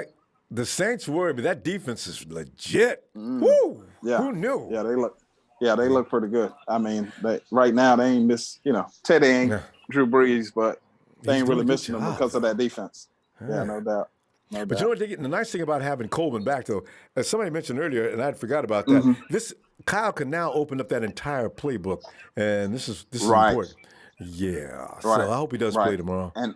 And we really haven't. Kittle's been getting about 50 yards each week. We really haven't been involving Kittle as much as I was thinking that he would probably be involved. So don't be surprised if coming out of this bye, Kittle. I was getting ready to say tomorrow night. Sudden, more of a focus. Vegas even believes Kittle's going to go now. Fantasy teams think he's going to go nuts on these guys. Big Diggy. Hey, Diggy, tomorrow, Diggy's going to be at the game. He's going to flash in on us. And we're going to give out locations to folks at the game to catch up. Diggy, all the way out from the Carolinas out here. Yes, sir. For this game. Yes, sir. Diggy, all right, then go ahead and enjoy that game. Ronbo. All right, fam. And I'll see you tomorrow. All right. I'll talk to you a little bit on email anyway. All right. Okay, sounds good. Have a good night. Right. Have a good night. You too. Please. All right. All right. And let's see. We got up here. Is that James? All right. Hey, James, come on in. Hey, what's up, Ronbo? James, you know what's up, man. We're trying to relieve each other of any stresses involved and surrounding what it takes to sit back and relax for this game. We have a number of hours left. Some of us could develop conditions that are not healthy. Your thoughts could start to be somehow misconstrued. There's no reason to lose this game. Don't come up with reasons, James. Can you justify that statement? I mean, boy, come on now. Whoa, woo. I'm gonna say it just like this. A caller, and I'm gonna come right back to that about what you said about that statement. A caller made a statement earlier tonight on the show that said about, we can't take them lightly, which is true, because they do have some really good players on their team and some future Pro Bowlers, which they do. But at the end of the day, we got Kyle Shanahan. See, so you know what I'm talking about. With that being said, to the Empire, good evening to everyone once again. Thank God for you and the platform you provide for us for this show. And I will say this much: we are expected to win this game because right now, some people have said there's been some chatter here and there where people have said, they think 49ers are really the best team in the NFC right now. Well, the record says so. The Niner Empire, and the record says so. But me being realistic, I think we may be the best team in football because just of the defense and the offense alone. And yes, there's no team in history that has been in a game where they've made multiple turnovers, caused those turnovers, and we're still resilient enough to come back and win the game. 5. With that being said, these guys know it's at stake. They know it's at stake. Kyle Shanahan wants Myles Garrett to come with snot running out his nose at Jimmy Garoppolo. You're probably right. He's gonna kill him. Because I'm telling you right now, you know what? And some people, and it was just said they wonder if Wilson has been waived. No. What's going to happen? Raheem Mostert is going to basically just play the special team. Okay, down the line, somewhere in the game, they may let him come in for a few screens or just a couple of plays. But with Tevin Coleman, Kyle can open up the whole playbook now. You understand? Yep. Yeah. And you just said that to the last caller when you and him were talking, and it's true. That's the difference in Coleman, and I think it puts another element into our offense. And then with him and Breida, as well as the receivers we will have on the field, as in Goodwin, Pettis, Deebo Samuels, Richie James, Kendrick. Come on, man. I'm telling you right now. Maybe Jordan Matthews. Maybe Jordan Matthews as well. But at the end of the day, it's so much offense that, believe me, when he puts a back or a receiver in motion, it's really Myles Garrett is going to be in quite a dilemma being on that edge, okay? Because now it's just going to be Kyle Shanahan out scheming that defense. And he's ready to do that. Jimmy knows that. Jimmy knows that, that Myles Garrett is an imminent threat. But at the end of the day, I got a lot of faith in Justin School. I really do. He held it down so far. He doesn't look rattled. He's played a very solid game and has done well. And I look at in the secondary with Emmanuel Mosley playing because of Verrett being down. I'm going to tell you, Mosley's a good defensive back, man. It's very tenacious, very physical. And the thing about the front seven, that secondary is going to have time back there. We didn't have that last year, but we have it now. 2018 we didn't, but 2019 we've got plenty of it. Okay, and James, that's a good thing. James, you mentioned that. Do you know that Mosley, as far as the combine is concerned, do you know that he's more athletic than OBJ? I just found that. I was checking some things out. He was actually the same size, pretty much the same speed, and if anything, Mosley's a little more athletic than OBJ. I look forward to this People don't understand. Yeah.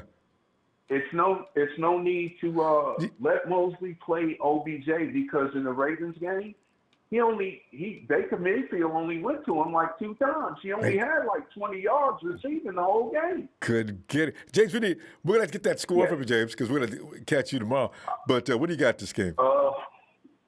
I'm gonna say 42-10. Everybody got to say that.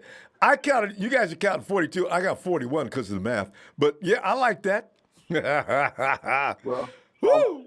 We're all on the same page. Look at it, Ronbo. Being that we're all dialed in on the same page before you go, if you're a point more or I'm a point less, I'm happy with that anyway. There you go. Have a great evening. Thank you for what you do for us, man. And Nana Empire, Nana for life. Let's get it. Tomorrow night, it's James. going down.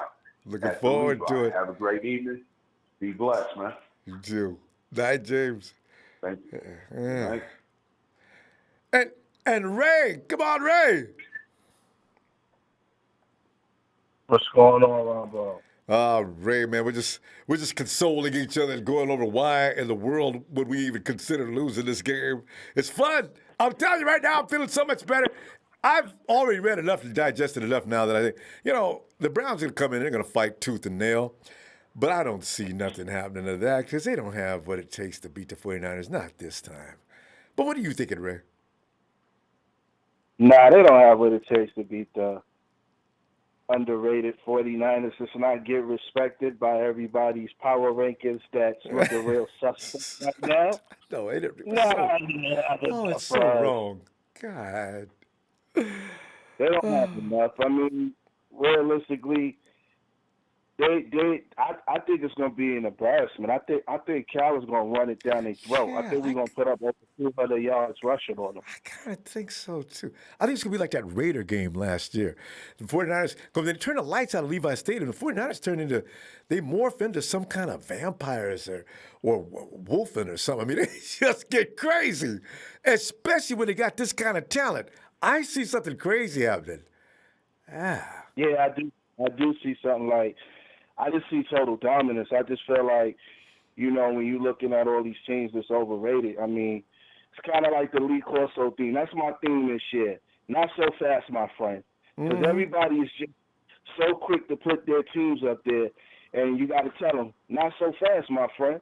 Like, the 49ers is just not getting no respect. Like, I said coming into the year, we were going to have a top 5 defense.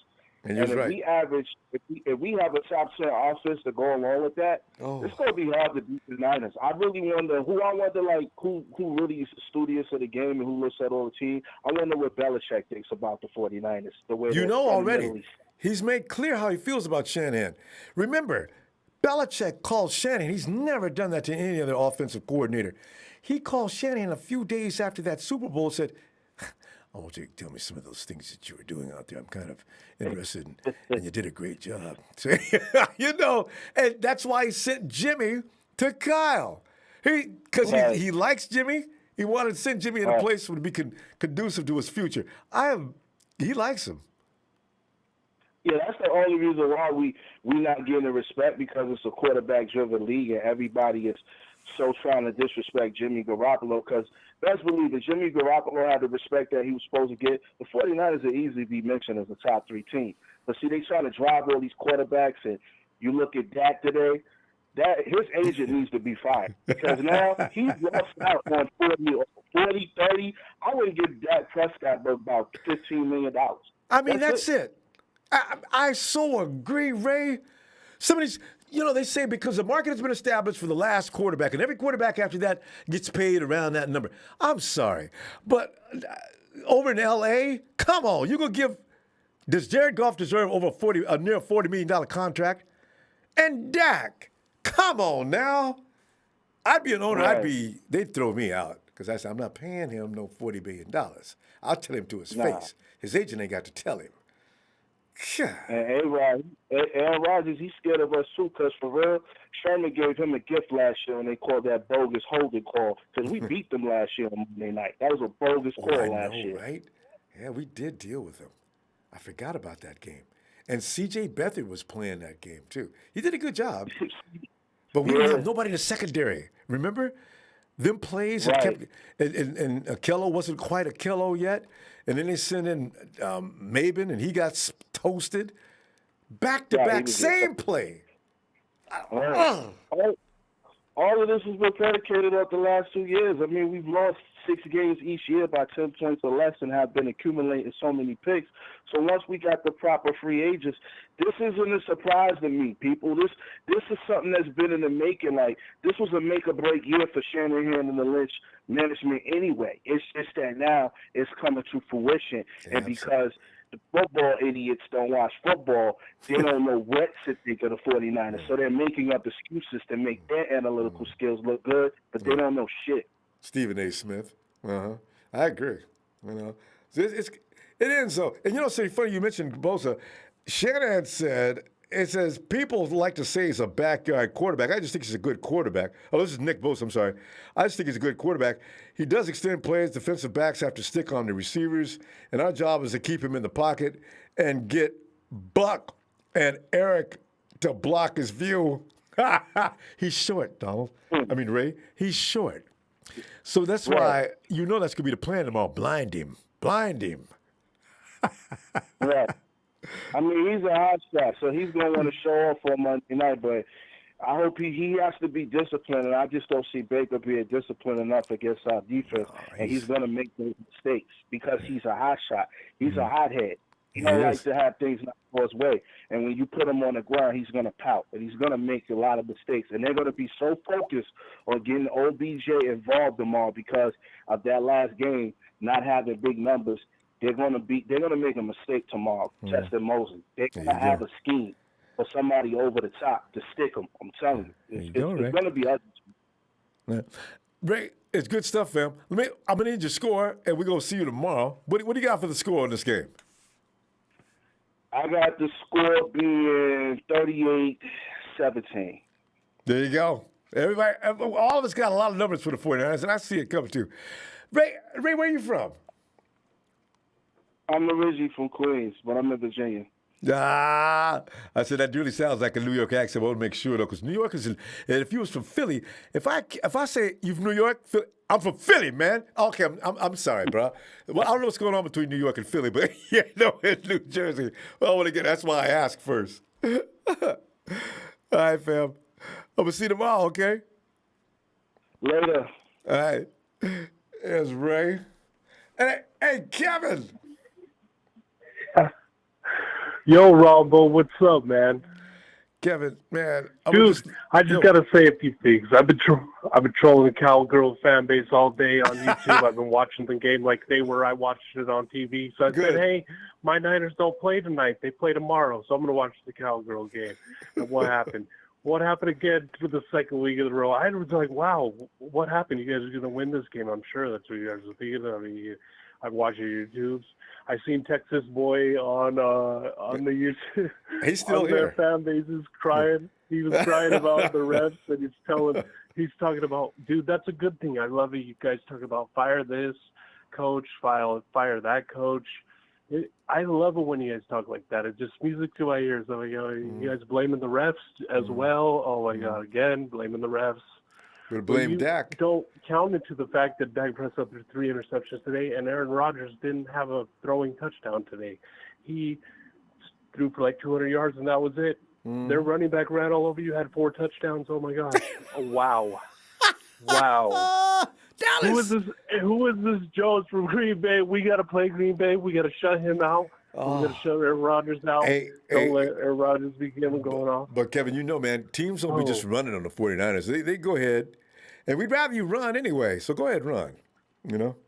But I mean, Browns fans have been talking crap on Lamar Jackson. Well, how about Marcus Mariota over there, huh? Week 1, remember that, Browns fans? Yeah. Marcus Mariota went all over y'all. 40 points. Oh, man. 40 points. And Henry. And also remember Henry did a job. The Ravens are 3-2. Yeah. The Ravens are 3-2. So the Browns, even though they beat the Ravens, they're going to be 2-3, and the Ravens are going to have one more win than them in the division. And especially after tomorrow. Wow, what did we do to those Cincinnati Kitties over there? I mean, they're burning over there, huh? They're all meow because they're 0-5 today. 0-5. Wow, I'm so thankful. I'm not. Well, if it means anything, Kevin, fan. that means AJ is spending his last season in Cincinnati. They're going to rebuild starting probably next season, and Andy Dalton's in trouble too, and the coach could be too. Giants lost. Oh well, today. that's he kind of that was. Stephen A. Smith, I knew that was the going to Giants happen. lost, and the Steelers lost today. Stephen A. Smith. So who are you going to blame today? Tomorrow, and But Kevin, Skip Bayless over there. The Cowboys lost. Oh, okay. I love it. But quick, Kevin, you got a couple of minutes here. Let's. What are your feelings on tomorrow's night game How with about the 49ers Niners and Browns? because we've been on a break for so long. The Niners, I'm so excited that they're playing tomorrow. They can go 4-0. They can still be controlling the NFC they're first in the NFC right now. So you guys have been looking up to us, like I said. They're got all the excuses in the world over there, and like I said, the defensive line. And how about the schedule? I looked up the schedule right now. We got a. It's like an off and on game. We have like a hard team one week, and then the next. Like if you look at the schedule, like we just gotta. We play the Packers after we play like the Falcons or some whatever when I looked it up. And then, the Falcons, they're complete ass this year. I don't know what's going on with them. But we play, but I'm concerned also with the Saints. We got to cover Kamara. We can't. They got a lot of weapons. They got a good defensive Saints are legit. line. They got a couple of first-round picks on the defensive line, as well. And then we got to, and then who else? Oh yeah, the Packers. I like them beating the Cowboys. But they are 4-1 right now, 3-1. We got to bring it against. And they're going to get better. Yeah, I mean, we cannot Rodgers let is still Jones trying to learn do that what offense. he did to the Cowboys. If Jones goes off, whoever Chris Jones is the running back, we can't let him do that again today. He had 4 rushing touchdowns. Yeah. But as I say, they're going to get better because if they're just learning that offense, and it's the same as Kyle's offense, which I don't know, maybe we can defend it a little better. We see it all the time. And then who else? We got the Rams twice. We gotta bring it against the Rams. And Hawks. And then I definitely want the Niners to I want them to just roll all over them. But right now, Cardinals. I'm concerned with the Browns, and I hope they beat the Browns. They have they're doing good. Their injuries, they gotta try and keep the injuries. We gotta be healthy against the good. We gotta be healthy. That's every team, okay. Okay, we're gonna wrap it up. Yeah. Let me get your score and put you down on record as. Okay, so I'm going to go, I hope the 49ers shut the Browns out. I hope they shut them out, dude. I hope it's going to be like a 28-10 game or something. Oh, it's been 0 shutout. All right. 28. You go over 28-10? I hope it's lower than 28-10. I hope it's 28-3, or I hope they put up I hope they put up 40 again. They put up 40 2 weeks in a row. They can pick them. Do it pick again. one. Pick one. What do you want to? What's going to represent you? No, I just really want them to win because they gotta keep winning. Who cares what the haters Kevin, have to say? I'm gonna put you down to 28-10 then. 20, because I want to.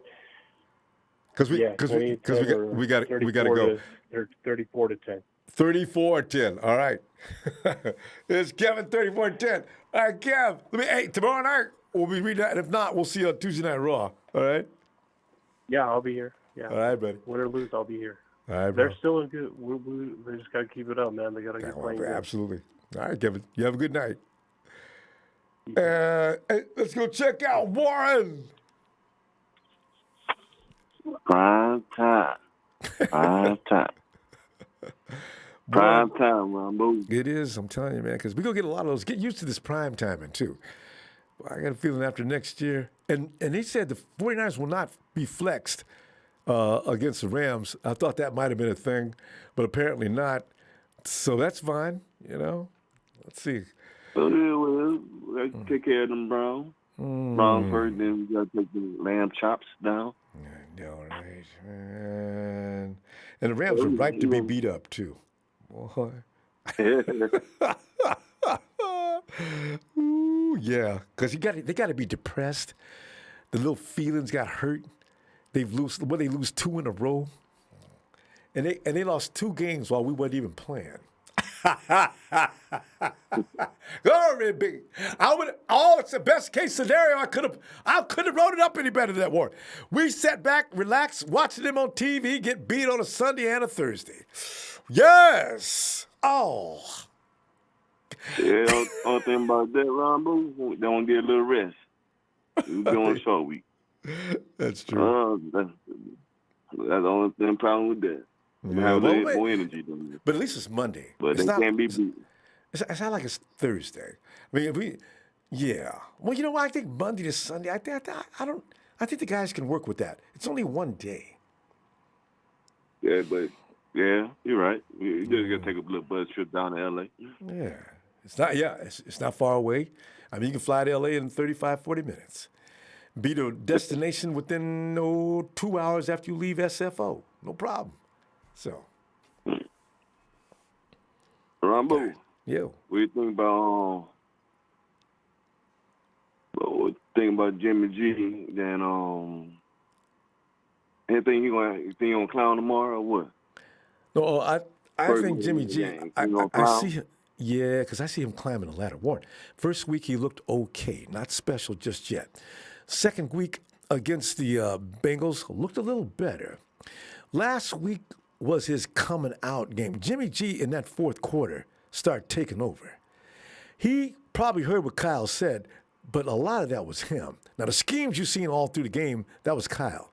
But sometimes when you see that grit and the intestinal fortitude that's being displayed, that's Jimmy. See, that's why guys like Jared Goff, Dak Prescott, some of these other guys that think they should be getting paid $40 million a year, they don't have what guys like Rodgers, Jimmy G, even you look at Patrick Mahomes. These are real born-to-be quarterback people. These guys can come up, you're right. And when ain't nothing else happening, play collapses. Coach can't help me no more. What am I going to do? They know what to do. Look out for Jimmy. Tomorrow night, look out. I think it's time for him to shine on that stage. I see him doing crazy stuff tomorrow. And the nice thing I about just don't see Baker Mayfield don't see no light. You know what I'm saying? Our defense line gonna be all over tomorrow. Yeah, he's like 0-0-0. Oh, that's gonna be rough on him because there's no scheme, and that coach is not that. He's okay. He ain't that clever. It's like Bosa already knows the trees up front will go blind him and flush him out of that pocket. You know how you watch Baker Mayfield's passes getting batted down a lot? It's going to look like a volleyball game out there tomorrow night. Every time Baker throws the ball, spike it back, get that stuff, get out that guy. Mike, don't bring that stuff in my house. It's all you're going to see all game. I can already see it now. And boom! Oh, it's Fred. Oh, my. Nick hit him on one side, and we don't know who got him first. Was it D or Nick? They're going to give him a half a sack apiece. It's going to be fun. I'm telling you, boy. It's going to be fun. Oh, yeah. It's going to be a good game tomorrow. You know, we've got the most Monday night wins on Monday night. Mm-hmm. And this is going to be special, so too. You sign on Monday night. So even when you have them terrible coaches, we sign on Monday night. I know. Right? Tom Sula? And yep. Did we win with Chip? Did we win that Monday night game? Yeah. Yeah, we haven't lost. Yeah. So, yeah. And then could win another game after that. Yeah. Let me get your score, Warren, real quick. I'm looking at 41-7. 41-7. Like that. All right, Warren. I'll tell you what, I'll look for you tomorrow night after the game. Good time, all right? 4-9 for Lane. Shout out to them, 4-9 Empire. Louisiana down south. Represent. Yes. The dirty South. All right, need some gumbo, holler at me, Ronbo. All right. All right. All right, fam. Have a good night. Got it. Warren. Let me. It's going to 441 Devonshire, Baltimore. Devonshire. Hello. Area code 441. Devonshire. Ronbo. Yo, who is this? Ronbo. Yeah. Hello. This is BJ. BJ, what's up, BJ? How you doing, Ronbo? Absolutely glorious, BJ, because, man, I'm feeling victory. BJ, I'm going to tell you the truth because we fam, I'll admit the truth. I was a little worried about this game. Before the game, 2-3 weeks ago, before the season started, I said, I'm worried about Cleveland. I'm worried about the Steelers. I'm worried about the Saints. And for sure, we may be able to beat the Rams once. Shh. Rams ain't got nothing, man. And Cleveland is worse than they are. And we already beat the Steelers. Yeah. Oh, BJ, everything is going better than planned. I'm happy about it, but there's so much haters out there, all in the media, man. They don't want to see 49ers succeed. Let them hate. No? They can't stop us. They can't. There's nothing they can do about it. Nothing. They can just keep talking. No, they can't. They just have to witness greatness when it happens. That's all. And they've seen nothing yet. The 49ers stay healthy for any length of time. And BJ, come next week, you know how the power ratings, I can't wait. They're going to painfully, 49ers win this game tomorrow night, they're going to have to painfully put the 49ers in the top 3. Chicago got beat by Oakland. The Raiders beat them. They got to come out of third place. Exactly. Come on. Yeah, they're going to have us real high up in the top 5, easy. And they're going to hate it. Can't say nothing. They're going to hate it. They put us right there and talk, and they still talk bad about us, BJ, but they'll be looking at that. Of course, the Patriots will be number 1. And I don't know if Kansas City's going to win that game or not. Somebody said they're having a hard time. But Kansas City, I suspect, will be number 2. And they got to put us at number 3. Yep.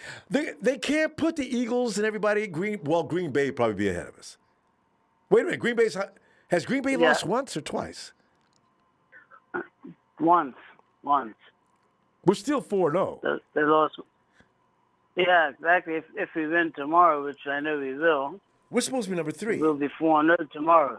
Yeah. They can't make up things.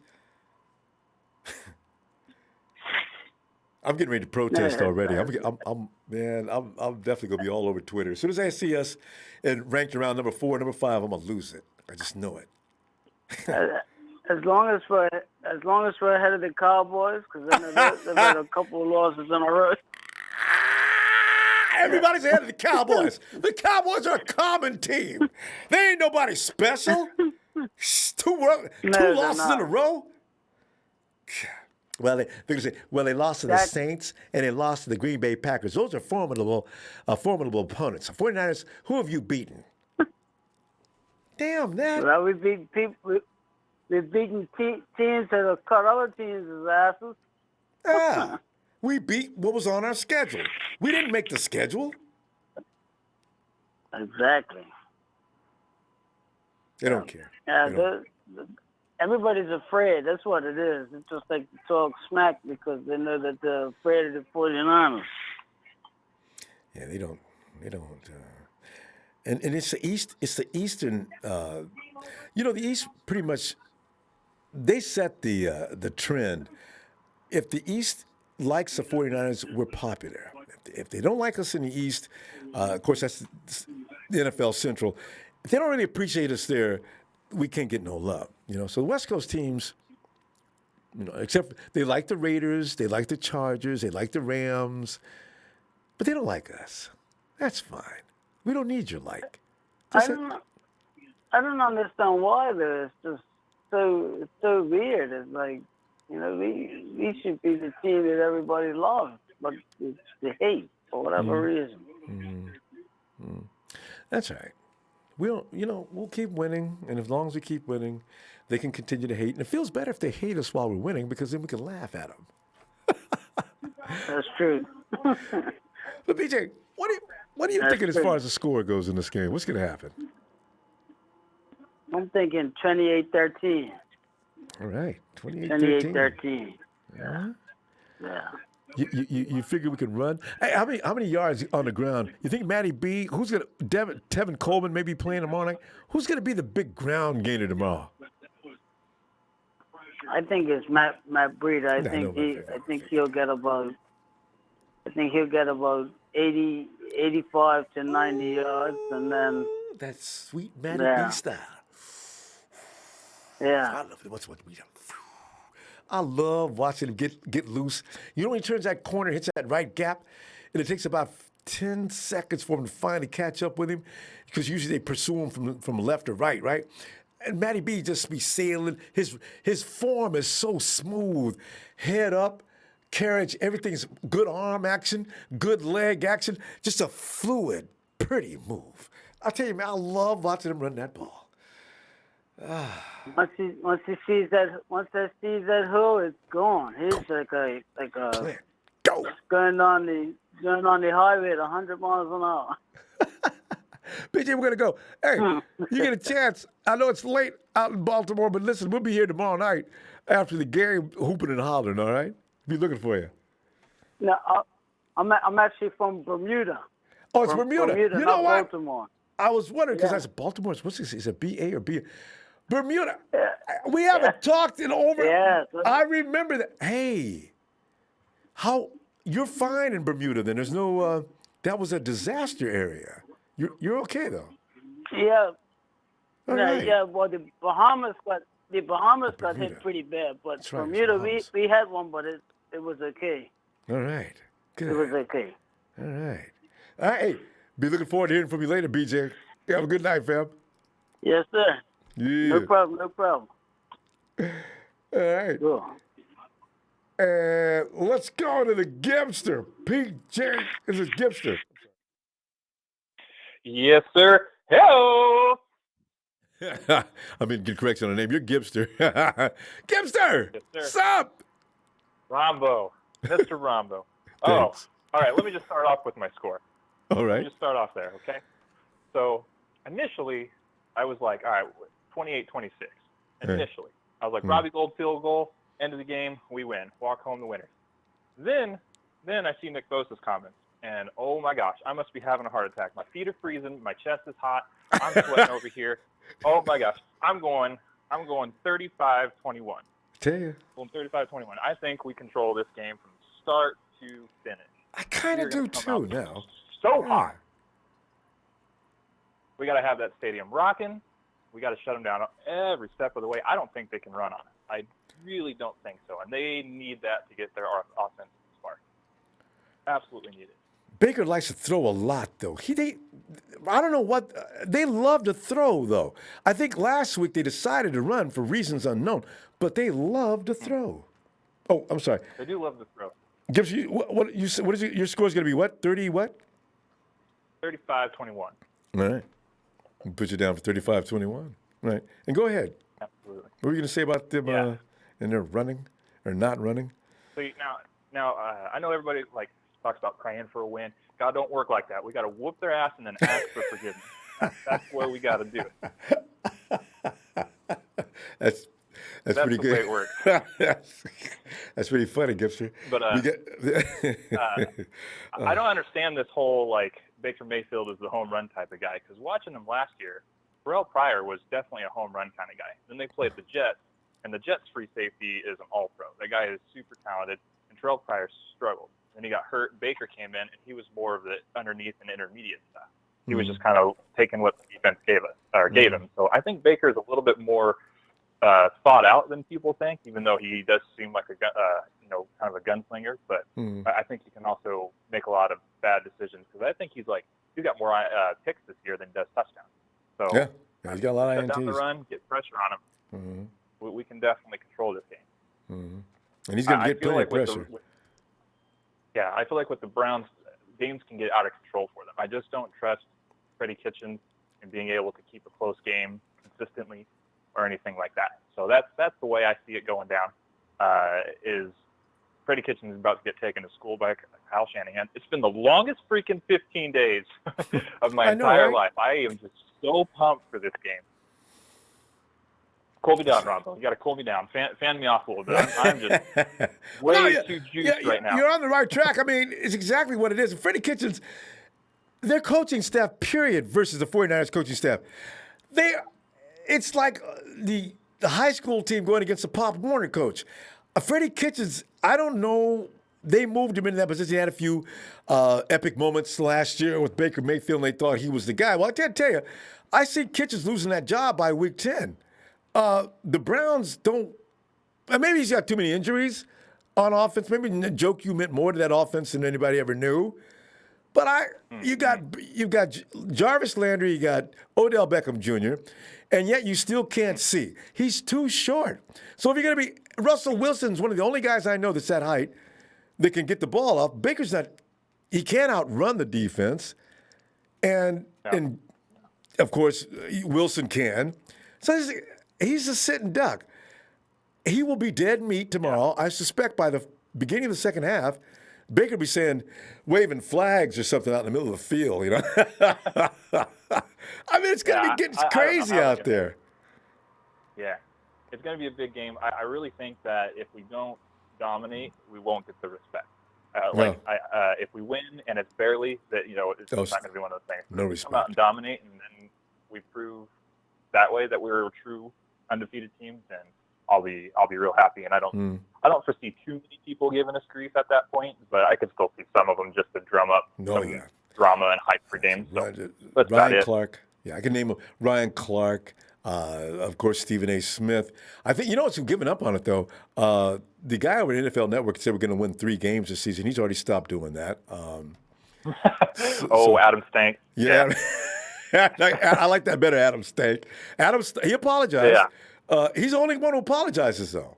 Everybody else is still riding that horse.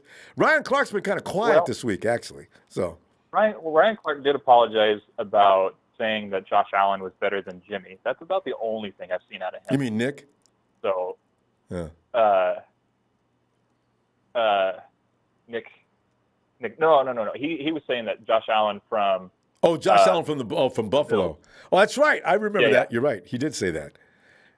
It's too late. That was about the only one I'm not where I've seen like one of the big haters turning. I mean, I guess Burleson's been giving us a little bit more love here lately. So a lot, actually. I'm uncomfortable with it too.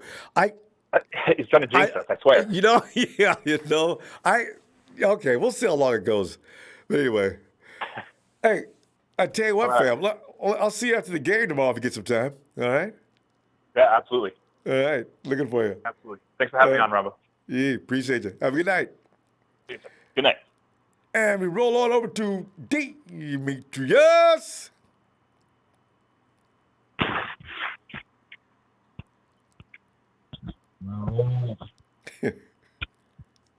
D? Ronbo. There you are. Demetrius, come on in and enjoy the party, man.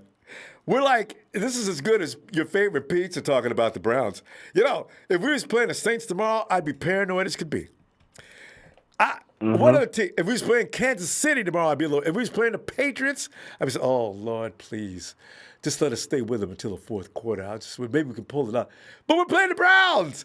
Demetrius, were the Browns a game that you was worried about at the beginning of the season before we was making predictions about who was going to win? You know what? I was, Ronbo. I was. Too. I'm not going to even lie to you. I ain't going to lie to you. I was like, I said we could beat the Browns, but they kind of worry me. But I ain't so worried about them. You know what I mean? They are who I thought they were. Exactly. I was scared of the Steelers. Then already, we escaped the Steelers, but we tried to give them the game. We can't do that against the Browns because the Browns got enough offense. They will beat you if you give them the ball 5 times. Yeah. But I don't see that happening twice. Yeah, nah, it's going down, man. We're gonna hold it down, Ronbo. We're gonna beat these boys, man. I'm going 39-16. You know what I mean? 39-16 for D. I got 41, so don't feel bad. It ain't wild. I mean, yeah, nah, bro. We gotta go put that work on. We gotta go put the whole NFL on blast, on notice. You know what I mean? Because as much as they're talking about us, how bad we are at 3-0. Yeah. We're about to show the world, Ronbo. We're about to show the world. We ain't playing.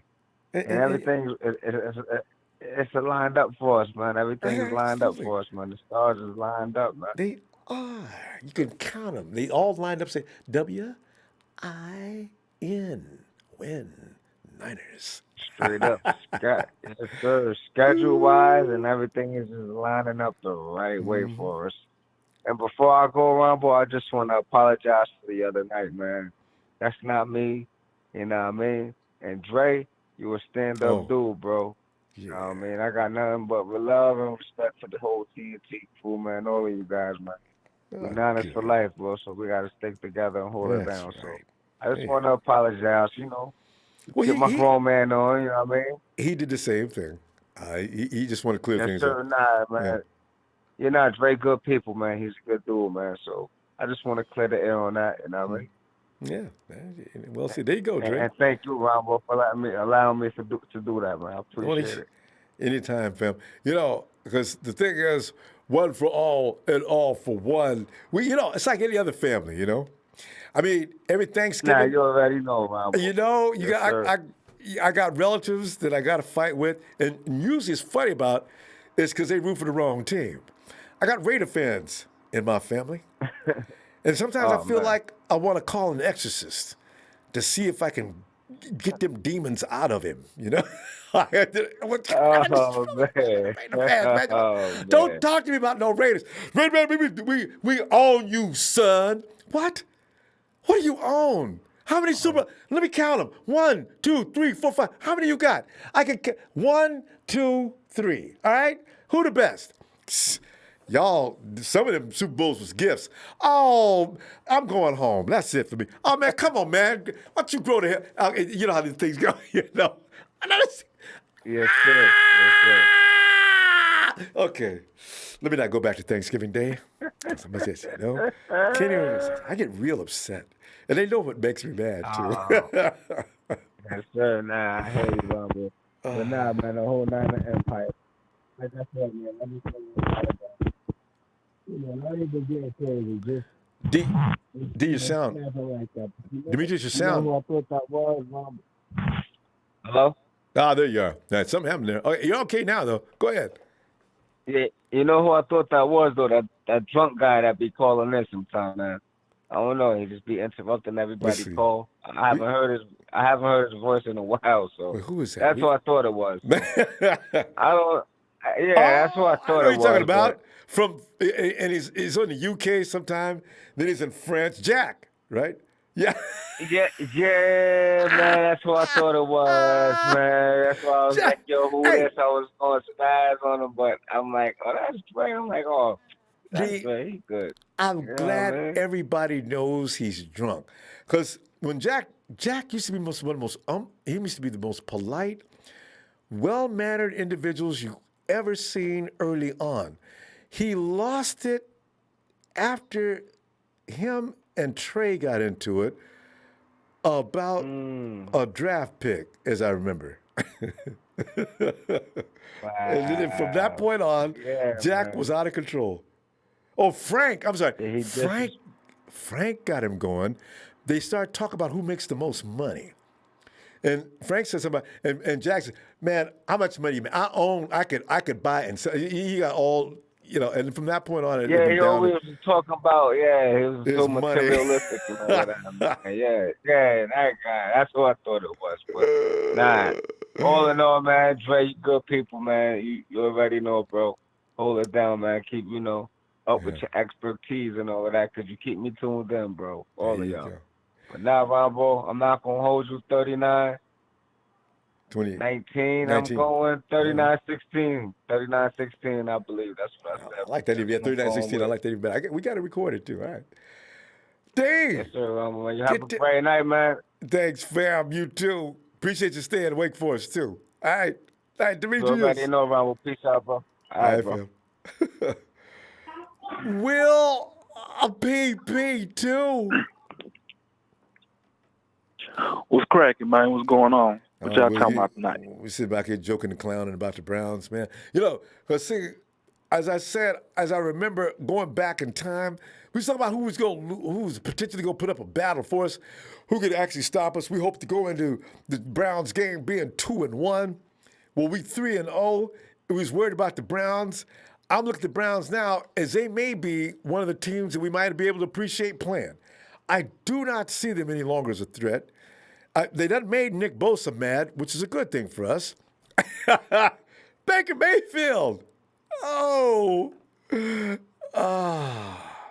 He can't whoop us. Well,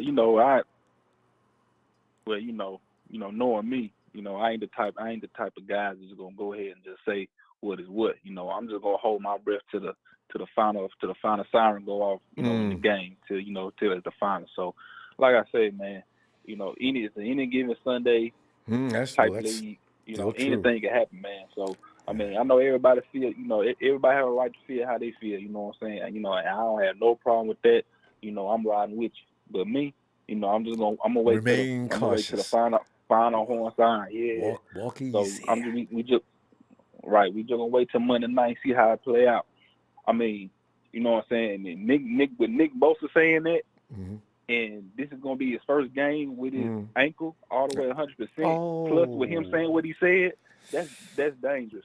So we're gonna be on his side trying to block him. I'm gonna pray for you. God, yeah, you need to. We all need to get him inspired like that. And Will, you know what that also says? The whole locker room has had this conversation. See, because if people don't want to respect the 3-0, then Nick says, okay, we'll get 4, and we'll make you like it. You'll like this 4. Oh, trust me, Ronbo. It's been talked about in the locker room. I mean, they, they do their PR stuff when they go up to the podium, but I know, right? They done talked about it. It's being talked around the locker room. So they gonna come out. They know this is their first game. That's gonna be national televised. Everybody gonna be watching. It's gonna be the only 2 teams playing. Everybody gonna watch it. So best believe the 49ers gonna come out and make a statement. All we gotta do, man, is just play good offense, play good defense, play good special teams. No self-inflicted wounds, no jumping off sides, no holding, no pulling, none of that. Play fundamentally sound football. And don't rough the quarterback, because they will throw a flag on us. Don't rough the quarterback. That opportunity's going to be there. Yeah. Right, man. So, and then we'll be fine. Running backs, hold on to the football. Please. Put 2 hands on the ball when you initiate contact, because you know how it's a lot of strip balls coming into the league now. I mean, it's been in the league, but people are doing it more. Working at it hard. It's become a skill. Yeah, people been working on it now. Yeah, it's becoming a skill. So hold on to that football, man, and we should be firm, man. Tevin Coleman, I'm glad Tevin Coleman back. I think Tevin Coleman gonna come out tomorrow night. He gonna contribute really well. I think Kyle should dress up all 4 running backs. I believe that he should. Because you're gonna need Jeffrey Wilson down in that goal line when you get the 3 or the 4 or the 5. Give it to Wilson, man. Let him run it in, or Coleman. Either one of them. I mean, either one of them can run it in, but Wilson just been the most. He's been the only running back putting in more work. In the red zone, but either one of them guys can do it. Breed up most of all them guys. So just all 4 of them up, man. Coleman's ankle may be still a little tender. Let the hammer have the ball. I'm such a Jeffrey Wilson fan now. If we're inside the 10-yard line, I wouldn't even hesitate. And I don't care if the defense does know. Here he comes. What's he going to do about it? For real. Bam! There he is. So, yeah, there it is. So, everything going to work out fine, hopefully. Things going to, Fortnite going to make it look real good. Defense-wise, man, defense, the front 7 gonna eat regardless. I don't see Cleveland trying to stop their front 7. Kwan and Fred Warner and the linebacker core, they do a great job of filling the gaps and staying in their zones when they're playing the zone. They're good at staying in their areas to where their chances are better of picking the ball off or tipping it. So I think the back end should have a good night. It shouldn't be that hard on them because of the front 7, but Mosley should be okay. Sherman them will be out there with them, coaching them up, letting them know what to do, letting them know what's coming. So I mean, it's gonna be peaches and cream, man. But we just gotta be fundamentally sound, man, and just don't hurt ourselves. you know, with like we turnovers did last and stuff. week. Yeah, man, because you know Kyle Shanahan about to open that playbook up. He's about to throw some magic out there, and they ain't gonna know what hit him, man. Because Kyle's system, man. I mean, every assignment that a player has on the field is deadly. Because you don't know who's getting the ball, or you don't know. I mean, you just don't know. You don't know it's like a mystery, you don't know how man. it's going to all be. You don't know how it's going to develop. That's the scary thing. We better get your score though, Will. What do you got for this game? I got 31. I got 31-20. I mean, let's be real. Browns is gonna make some. They're gonna make some spurts. You know, they're gonna make a few good plays here and there. That's the NFL. It can be from the worst team to the best team. Every team gonna make some spurts, but it's all about just having resilience and keep staying maintained, keep doing what you're doing, keep fighting, and everything working in your favor. And man, let's not worry about the outside media, man. I'm done talking about them. Stephen A. Smith needs to worry more about his hairline receding all the way to the back of his head than worrying about Jimmy G and who he dates. Or Jimmy G. Yeah. Right. You know what I'm saying? He need to endorse himself with hair, just for me and hair clubs instead of worrying about Jimmy G, man. Cause that man, you see that man hairline, Ronbo? It's rolling. Hairline stops. It's rolling. Man, look, his hairline stops at the 50-yard line. You know? It starts at the 50-yard line. Well, we got to go, Will. We get out to the East Coast before it gets too late. Will, have a good night, fam. Go ahead, give me your exit. Go ahead. Shout out to you, Ronbo, man. Shout out to TNT fan, player upon the Dre Trez, Big Show, Russo, Shea Lewis, man.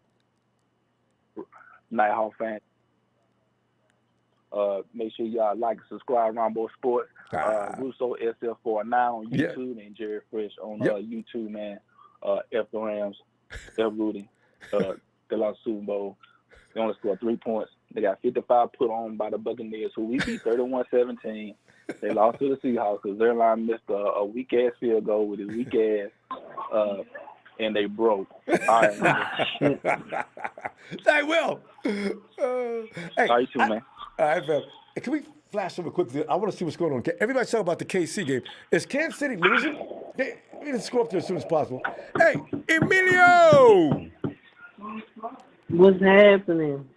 Emilio, you know what's happening, man. We're 3-0, and we're playing a team that Vegas says we're going to beat them up. Vegas is raising the line because there was too many people, I guess, betting on that 3.5. So Vegas said, hey, 4.5. All right, go ahead, bet that now. Bingo! Vegas has not enjoyed us. Oh, man. 6 years? This is comical. Yeah. That's crazy. No, Kansas City just lost. Yeah. What? No, the game ain't over yet. Lost. They lost? No, it's over. They lost. Yeah, they lost. Whoa! Now, you know what that means, don't you? Okay, I can't. Boy, please let us win this game. Oh, good grief. Because the ranking people don't like to put the 49ers anywhere above 5. They'll still put us at number 5 or 6, but they can give reasons for it. They always got a reason. So, but I like this. Lost 19-13. And what's his name? The quarterback for Indy? Brexit. God damn it, I forget his name. I know, right? Because he ain't a household name yet. He came from the Patriots just like Garoppolo. I know, right? And everybody been saying, "Oh man, Patriots quarterbacks can't play nowhere but in Boston." See, oh man, I love it. Anyway, no, it's because they're always saying that every time a quarterback from the Patriots came, it's never been no good. It's true for about 3 or 4 of them. No, it has. And like I said, you've seen it in this guy. The guy in the coach, he's doing pretty good. But that's with Jimmy. He's doing pretty good too. So you just gotta wait until sometimes it's any position players paying out for teams, some don't. Yeah, and we get players they paying out, they don't. So it always happens. It doesn't matter who we play for. Yeah. Jacoby Brissett was who was trying to find it. Jacoby Brissett. Well, you know what? I mean, you know, people don't understand. A lot of times, Jimmy looks kind of mature and polished when he's out on the field, but you know, he hasn't played enough games to consider anything more than basically he's still a glorified rookie because he sat behind Tom for years, played a few games here and there. For us, he played a few games in 2017. He went down last year. He's got 11. What's he got? 11 games to his record. 11 total games since he's been in the NFL. Since he's been a Niner, what, he's 10 and 2? Yeah. Yeah, he's 10 and 2 as a Niner. Yeah, 10 and 2 as a Niner. So no, it's just crazy. I hear shit, you know, I think we're going to win, but it's just, the media, you know, we're one of the most hated teams in it. We've always been. It's really real bad tomorrow. No matter how, even how good we doing or how bad we do. But we've always been a good team shooting. You know, we've always been talking about it all the time. It's never changed. No. It ain't nothing new. I'm not expecting that different. Like I said, you know, here in other colors, we're going to have to earn our respect because, you know, we're not one of the most liked teams anyways. They've always hated the Niners, no matter how good they've been or how bad they've always been. We're always one of the most hated teams, no matter what. That shouldn't be me. Like I said, we're not the Cowboys that are like it's America's team. I know. You know, people rooting for them so hard. God, it's just that's okay. As long as we put our foot in their mouth, is all that matters. Feels so good. In fact, we should appreciate it more, Emilio. Give us more hate. We like it. We feed off it. The team feeds off of it. I like it. I lately, you know, a whole bunch I've been getting into it. People like, oh man, you guys are not as good as whatever. I'm like, I don't care what you guys say. Yeah. If we start winning and getting close to the playoffs, and if we get deep in the playoffs, then let's see who's better than who and what's going on. So, Emilio, you just talk to me. I can care less. Let them say, I ain't gonna wait till the playoffs. If the 49ers go 6-1 or 8-2 or something like that, and they're still saying that stuff, let me ask you a question. How's your team doing? And then, you know, what are they going to say, you know? It's always going to happen. It ain't going to change. But what do you got for a score in this game? I actually think it might, if it's really, I think it's going to be a close game.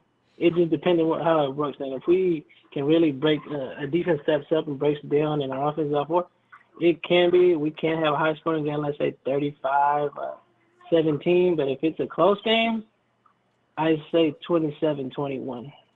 Yeah, that's. So it if it gets into a dogfight, yeah, 27-21, beat them by a couple of field goals. I can see that. Yeah. Yeah. It all really depends. If our defense is going to really buckle down and kick their ass, like, it's a blowout. But if it's going to really be a dogfight, I see it close. At least the touchdown. Dude, if it was say 21, 27. Emilio, if it was Sunday afternoon, you can expect a dogfight. It's Monday night. I look for a game similar to what the Raiders got whooping last year. You know, I really do. Because I see this as one of the games. That'd be awesome. Hey, that'd be all for it. And I'd be like, man, talk some shit down. Like, really? But it always goes to, oh, you guys haven't played nobody because I came here and came with the whole. And beat them up. I'm like, we just played the same team the Rams played week one, and then we blew their asses out, and the Rams get their ass blown out. So I'm like, how are we not playing nobody? But there you go. It doesn't even make sense to explain. Like I said, it's always the hate. There's no point in explaining it because we keep going back to the same thing over and over. You guys haven't played nobody, but I'm like, this team just played it, and what's the difference between it? Oh, they're not the same anymore. I'm like, it went from them not being the same anymore to Super Bowl contenders. I'm like, y'all just make excuses. There you go. And they're going to keep coming to me, though. But we got to go, fam. Let me hope we get some time tomorrow night because it's going to be funny tomorrow. I got a feeling. But, you know, that's crazy. I'm going to try to because I'm going to be at work, so I'm going to try to watch the game on my phone. Okay.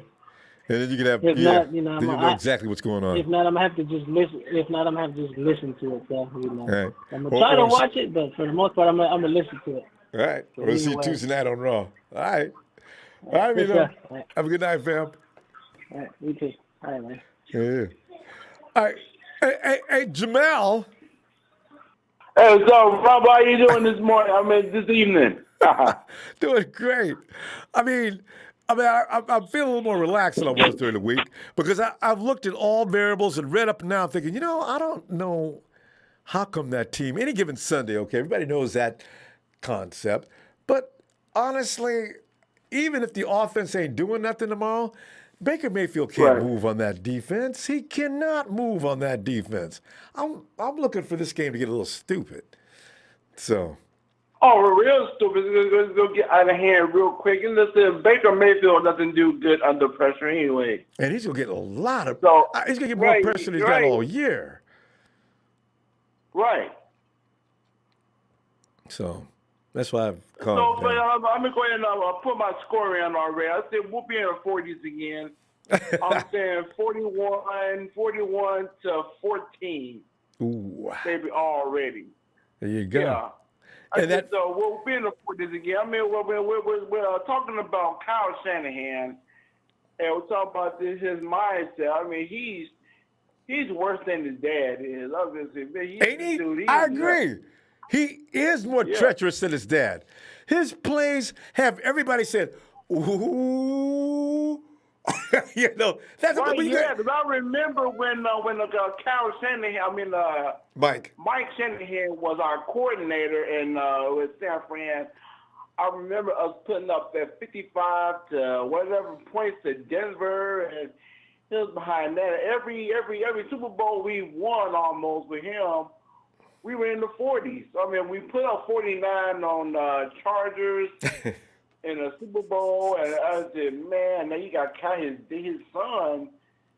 Jeez Louise. Boy, so I think tomorrow night, I think that's my score. And also, we have another Niner faithful. I told her about your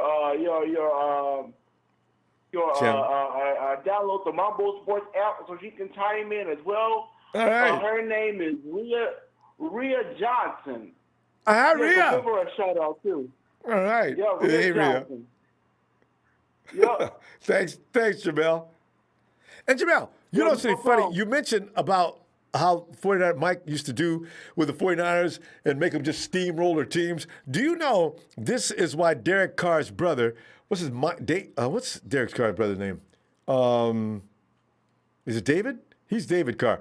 Yeah, David Carr says. David Carr. Yeah, he's terrible. Hey, but you remember that day that they were asking Dave, why you want to do Joe like that? Oh, come on. You look at. You know what? The 49ers were so far ahead of the NFL at that time. They're out there playing a bunch of kids. Nobody knew what the 49ers were doing.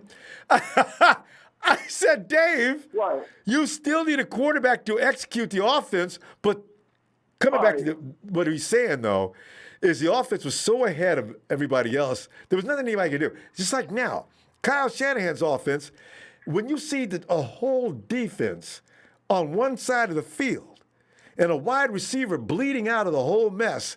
You ever watch cartoons? You remember Tasmanian Devil? When he used to have get into fights with whatever he was fighting with, you see this big cloud of dust.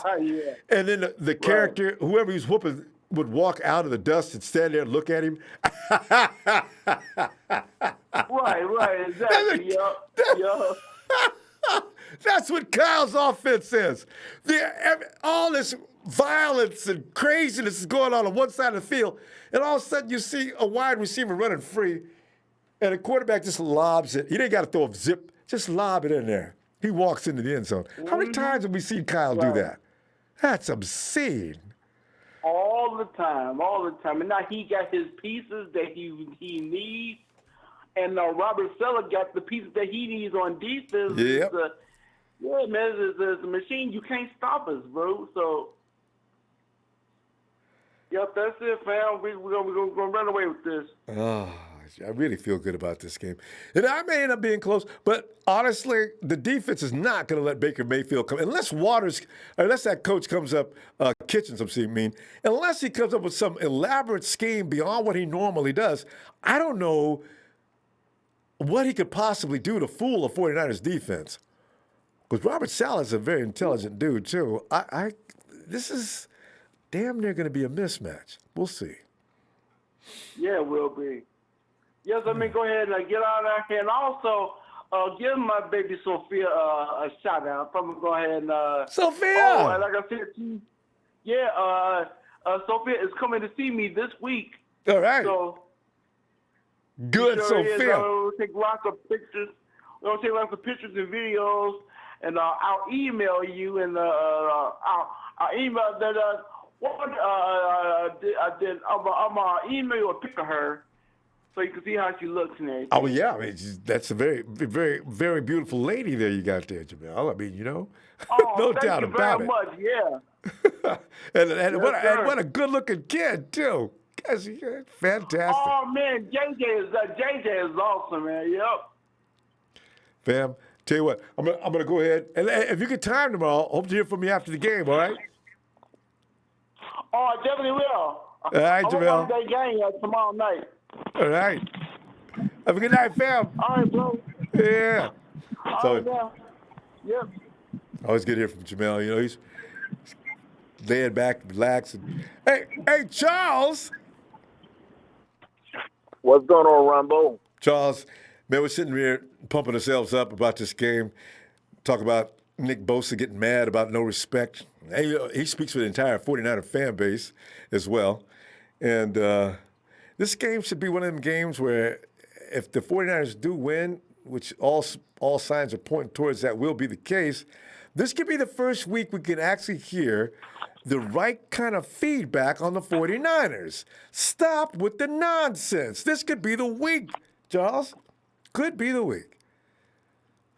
Yeah, this could be the week, man. This is, the great thing about this, there's so many pros and cons. We haven't had a game like this, a very decisive game like this in a while, man. And the great thing about this this game is that we've had a week and a half to prepare for it. 2 weeks, or whatever you want to call it, to prepare Probably for a week it. and a half. That's great. Jimmy's prepared for 2. And so, and then, we got some wide receivers, some new wide receivers that we just, we just got which color back? Jordan. Which is great because he's 6'4", 215 pounds. Yeah, he's a big dude. And that's good. If they implement him, which I hope they do, that'll bring a totally different element than the Browns have seen on tape. True. They haven't seen him. They haven't seen him on tape, and so he's you'd have him, you have Kittles, you have it was just Charles, the 49ers are just Charles. You had to know I was going to ask you about this, but you realize it was Dante Pettis who allowed us to win that game last week. and Charles, but I knew you was gonna sidestep him.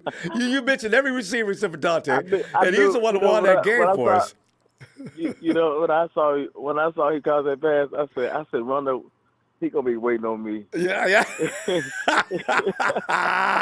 And Charles, he got a haircut. Did you notice that? Yeah, I saw it. I said he looked more like a man. That's good, man. I said, he's faded out the blue. He faded out the blue a little bit, and so I think people were probably getting on him. Yeah.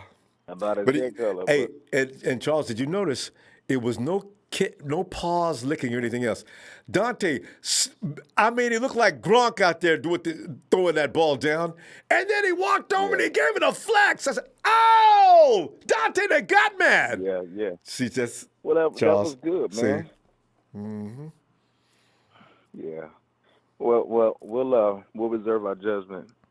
Oh, and also to remind you, he had a pectoral injury. Nobody told us about a pectoral injury. We knew about the groin strain, but nobody said anything about he had a chest issue. So we just found out about that. Last week before, I guess. So I don't know. I don't know anything. I don't know why they didn't say something about that, but I know what his speed and his speed and agility, and I know what that looks like. Debo Samuel, he's a good example of what Pettis should look like as a number 1 or number 2 receiver DK Metcalf or somebody like that, if you're number one, number two receiver, then you should be dominating.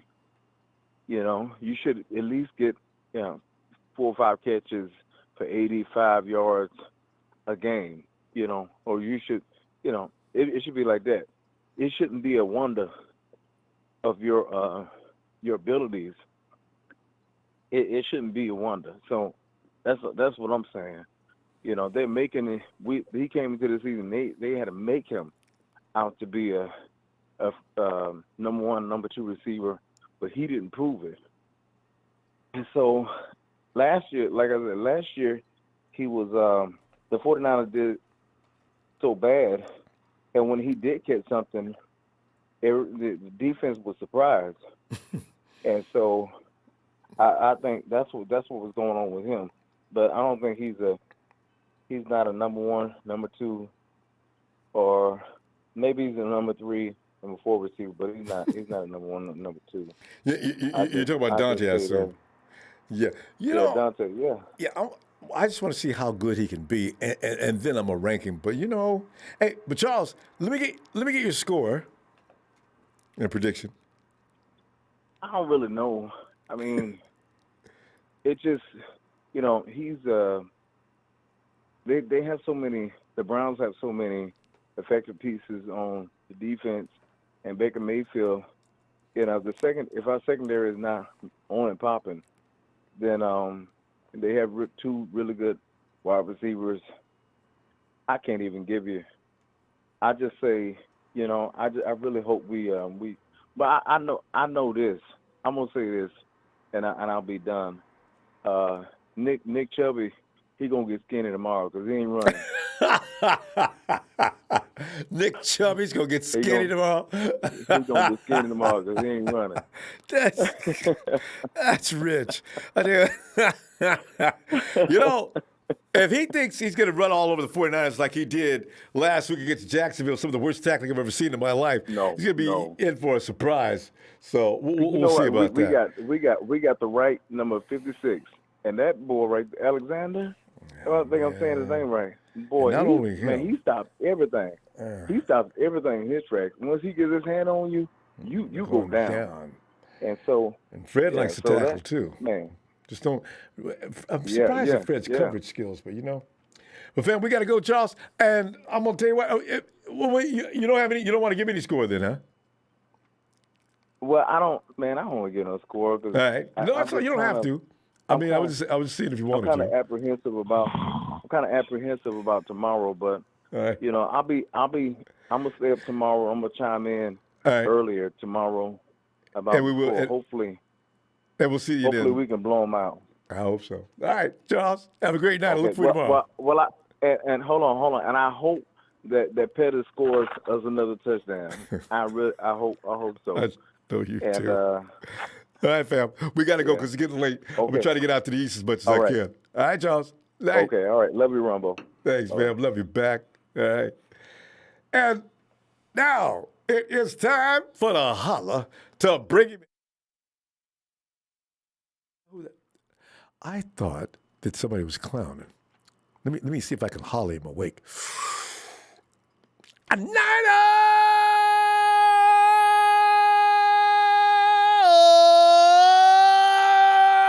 Run!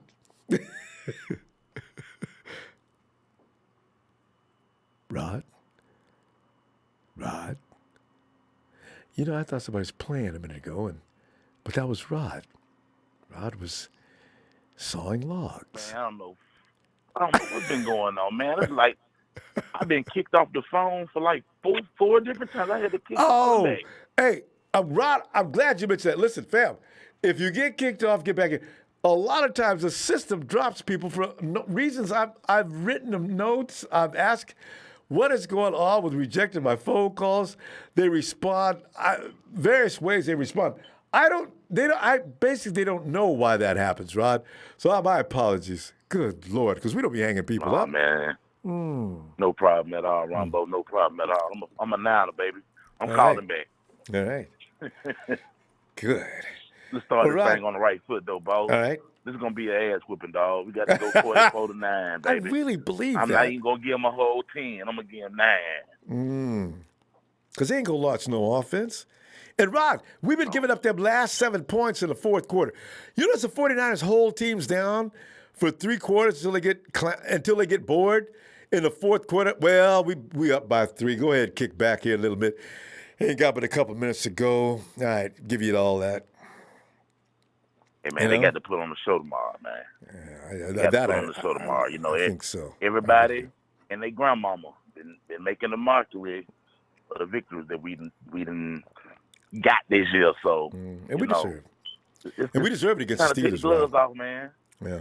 Yeah, we got to whoop that ass, dog. I mean, we ain't going up there to play no games. And stop turning the ball over. Yeah. Yeah, this a home field game, boss. And it's a Monday.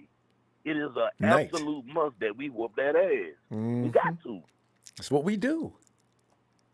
You know? Now, my biggest question mark is gonna be my boy Mosley. I'm hearing a whole lot of good things about him. As far as the matchup between Odell Beckham, man, or possibly even Jarvis Landry. Hell, even Higgins been looking good sometimes. I'm just saying, like my boy said, I think it was James earlier, bro. Nick Bosa, man. You need to come see your boy on Baker Mayfield and tell him we said hello. Yeah. You know, the thing is, all them receivers he got, who else is a good receiver in the NFL? He could bring them over too. Baker is going to need to be able to see and locate these individuals. This is why I am not worried about his all-star cast of receivers. Because Baker's going to be saying, when they come back to the huddle, I'm wide open. Yeah, well, you're wide open because I'm in serious trouble. They're not even caring if I throw the ball. I don't have time. I've got a second and a half. And listen, if you don't like it, you know how Baker is. And if you don't like the way I'm running this game, then go talk to Coach Kitchens. Yeah. Because, you know, Baker's got an attitude. Kitchens. You know? Man, let me give you an ESPN. Did you know? Did you know that Freddie Kitchens is the fattest quarterback in the University of Alabama history? He was the size that he is right now when he played quarterback for us. I had no idea. Big Toe. Man, look. How good was he? I'm going to give you one. Man, dude, look. You remember all this? Now, see, I'm not a big Peyton Manning fan like everybody else, but I remember when Peyton Manning was in Tennessee. It was one day we was playing against the Tennessee Volunteers. Man, we had Peyton Manning threw 4 picks against us. Whoa. That's a bad thing to have on your resume. And you still remember it. Peyton probably wishes everybody forget about that. Rod? Actually, Rod, I think they see. Oh no, Rod, man, I gotta work. I gotta call the people again. I don't know what's going on in the system. Rod got hung up in the middle of the conversation. Usually, you do that when you're in waiting. I have no idea what's going on. All right, Rod, I'm gonna give you some extra time tomorrow. Hey, Russo. What's up, Ronbo? Russo, I just found out about Coach Kitchens. I had no idea he was the same size in college as he is now. I wonder where that story was going. Rod's got to finish that up, man. But, you know, Russo, how do you feel about Coach Kitchens? About him being the same size he was in college or his coaching? No. I mean, so far, did he get that job? Did he earn that, or did he get that job by default? Or has he got too many players out right now? What's going on with the Browns? It was an interim tag, and he came in and he's got the guys fired up, and he really brought the team together, and he gave them a spark. But he's not head coaching material. It was kind of just like something they needed for last year, and I think they should have just made him like the offensive coordinator and hired a new head coach. That's really what I think they should have done. Yeah, I think they're probably thinking the same thing. Because, well, let's put it this way. If he wanted to be the head coach, he should have hired offensive coordinator because he's doing double duty, and it's just way too much on his plate for someone who is of kind of his just learning the stature. ropes. Like, Yeah. yes, because Kyle Shanahan, it took him a long time to get where he's at to be doing this double duty. So he's paid his dues. He's been around the block more times than he's young, but he's been in the game for a long time. So all his life. That's the only thing about Kitchens is, is he a good coach? Is he smart? Does he really know football? I'm sure all that is true, but to your first year head coaching to be the OC at the same time, I just kind of think that's a little too much on his plate. And no pun intended, because he probably always has too much on his plate. Good, Russo. Good. That was good. Oh, hey, but Russo, I'm looking at. I don't know what could Kitchens possibly dial up against a defense that is probably going to make Baker Mayfield, being that he's such a little fella, and you got 6'7", 6'8". I don't know how tall are our guys, but it's like Nick already knows the plan is to put the trees up in front of him, and while he's trying to see around the trees, him and Ford come around the side like 100 miles an hour and just wipe him out. He has no ability to get away from pressure, so it's going to be interesting to see how he survives. What are your thoughts on this? Well, I actually saw a very interesting stat that I would never even think to look up. If you add up every team in the league's average height, the 49ers are the tallest team in the league. And if you add up every team in the league's weight, the 49ers are the second heaviest team in the league. So the 49ers are huge.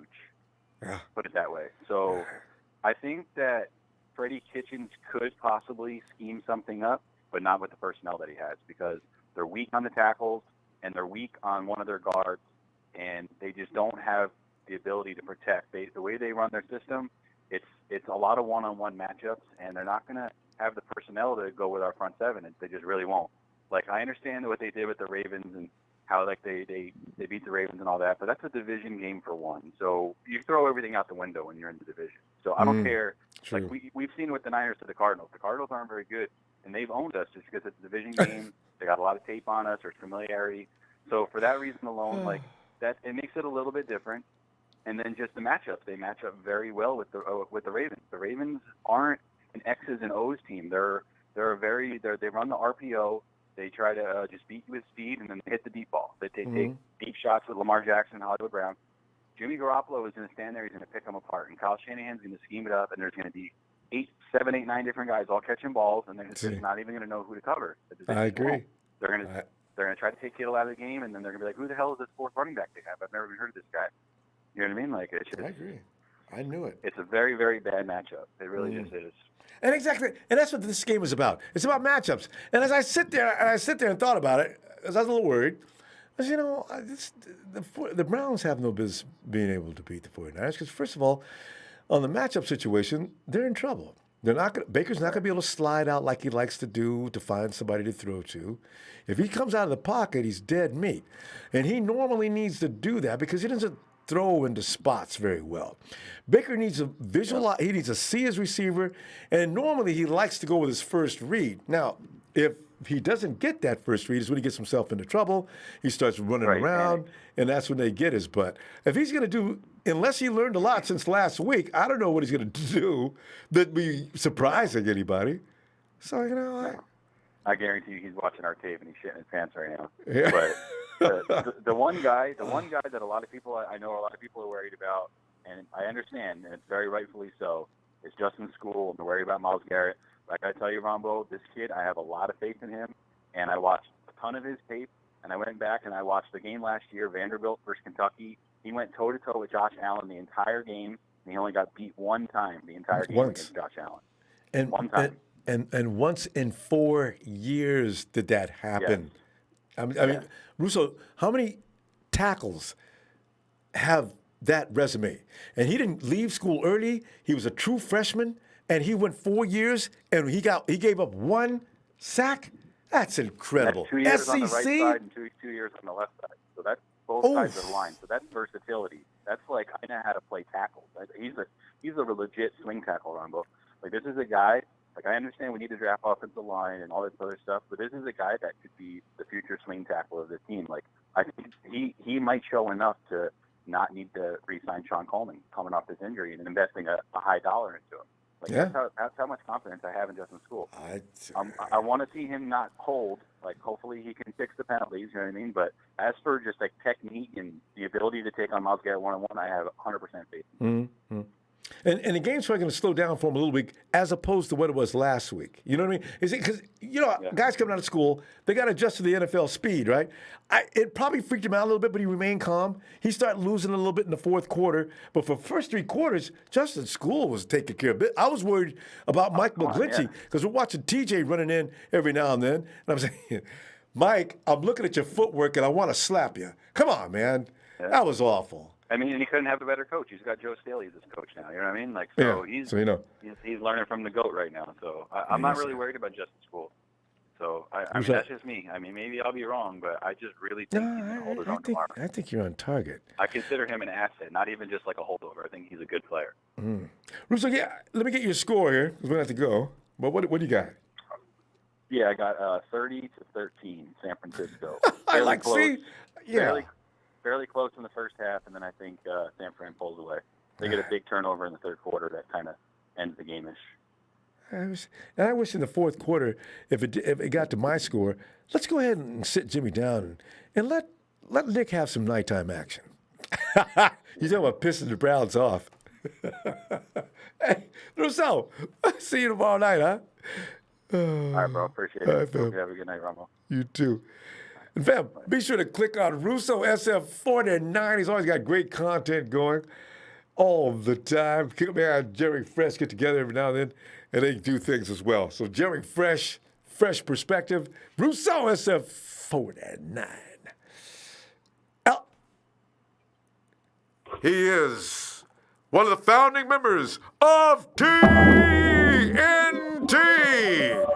He is Trey from VA.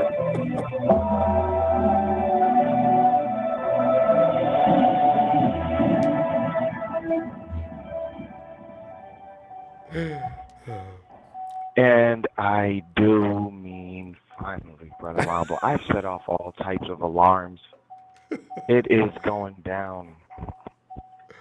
How we doing tonight, man? Oh, it's doing great. I feel settled down.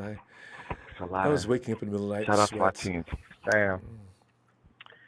Shout out to everybody. It's a lot of hate in these streets for the Niners. It's a lot of... True. It's unwarranted. It's not right. A lot of talk. It's a lot of ignorance. And that's what it is, Robert. You know, when you don't know about something, you know what you do? Yeah. You start You say babbling. things that don't sound too intelligent. Yep. You know, people are saying things like the Niners aren't for real. People are saying things like Niners can't sustain, like Baker Mayfield is a home run hitter and Jimmy is a single. What does that even mean? But you know what? Shout out to everybody. Shout out to the TNT fam. Shout out to production, Ronbo and you. Thanks, man. We got another win today without even playing. Shout out to the Indianapolis Colts. We just keep racking up these victories without playing. You know, it's just that type of deal. You know? So shout out to the Colts because the Niners are now one of, finally, the only 2 undefeated teams in the NFL right now. And Trey, wouldn't that warrant us be in the power rankings at number 2? If we win tomorrow night, do we get advanced to number 2? Are the kids asleep right now, Ronbo? Can I tell you how I really feel about the power rankings? They're not asleep yet, Trey. But you know. They're not asleep yet? Okay. All right. Okay. This is what I mean. Okay. We're going to get abused. Hey, guys, keep your Twitter ready tomorrow or Tuesday. It's all good. No, but you know what, Ronbo, on Monday night, you know how you get respect, Ronbo? Forget a power ranking. How about a power slap in the face? That's what America's about to get. Slapped in the face with reality tomorrow night when they see that D-line, that San Francisco D-line, that gold rush is going to be after that. Ronbo, the Browns' tackles are susceptible to edge pressure. And I don't know why anybody's not talking about that. And they got one offensive lineman. I understand they got an all-pro guard, I think. But everybody else is a matador. Yeah. Let me tell you something about the Cleveland Browns. Can we do a little bit of schematic advance? Matter of fact, Ronbo, if you don't mind, can we if we don't mind, can I get in that stone? Oh gosh, yes. And now it's a pregame. Let me holler at you. Are you fake TV analysts not even looking at the game the right way? The Browns have beaten the Jets. Terrible defense. And it wasn't right away. The Browns have beaten the Ravens. Apparently terrible defense. They don't. T. Sizzle's gone. Zadarius Smith's gone. C.J. Mosley's gone. Terrible defense, right? Mm-hmm. But guess who they lost to? The Rams when they were playing better defense. The Titans when they were playing better defense. The one thing that I looked at when I looked at the tape, when I seen what they were doing, they were beating them with the zone dog pressure. Mm. They were confusing Baker Mayfield, and they weren't giving up the big play because Baker's not patient. Mm-hmm. And they took Odell Beckham Jr. away, but they forgot to tackle Bradley. I mean, we see him running through arm tackles one after another. When Nick Bosa's coming at you, you can't be patient. When D Ford's coming after you, when Buckner, you can't be patient. So don't forget my boy Armstead. That we're gonna see tomorrow night. Everything that we're gonna see tomorrow night, fam, is not gonna be a surprise to us, but we're gonna shock a lot of people. The 49ers are going to win 27-10, Ronbo. There you go. And the only reason they're going to stop at 27 is because they just go sit down and relax. Man, let's just take your foot off the pedal. Man. All these fake analysts, Ronbo, keep saying, the Niners don't have a number one receiver. They don't realize that that's how we beat.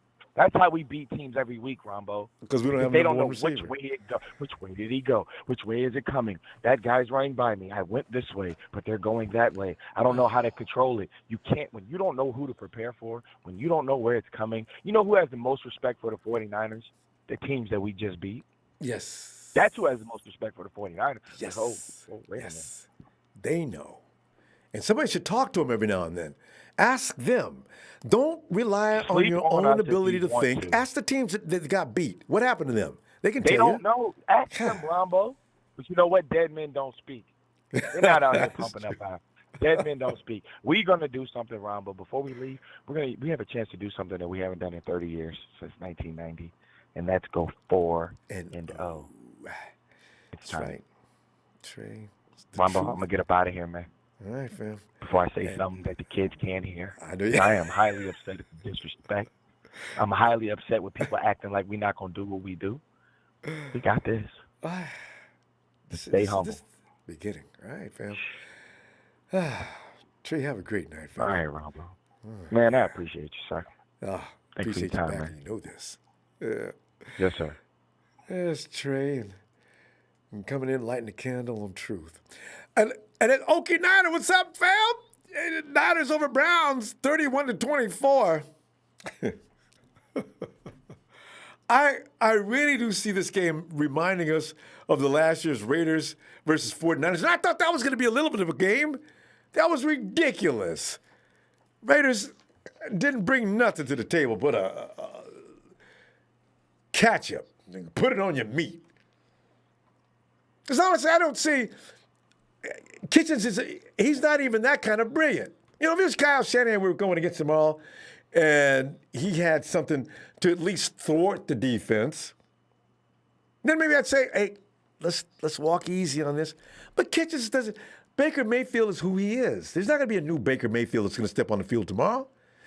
And they don't have any tackles. They don't have any tackles.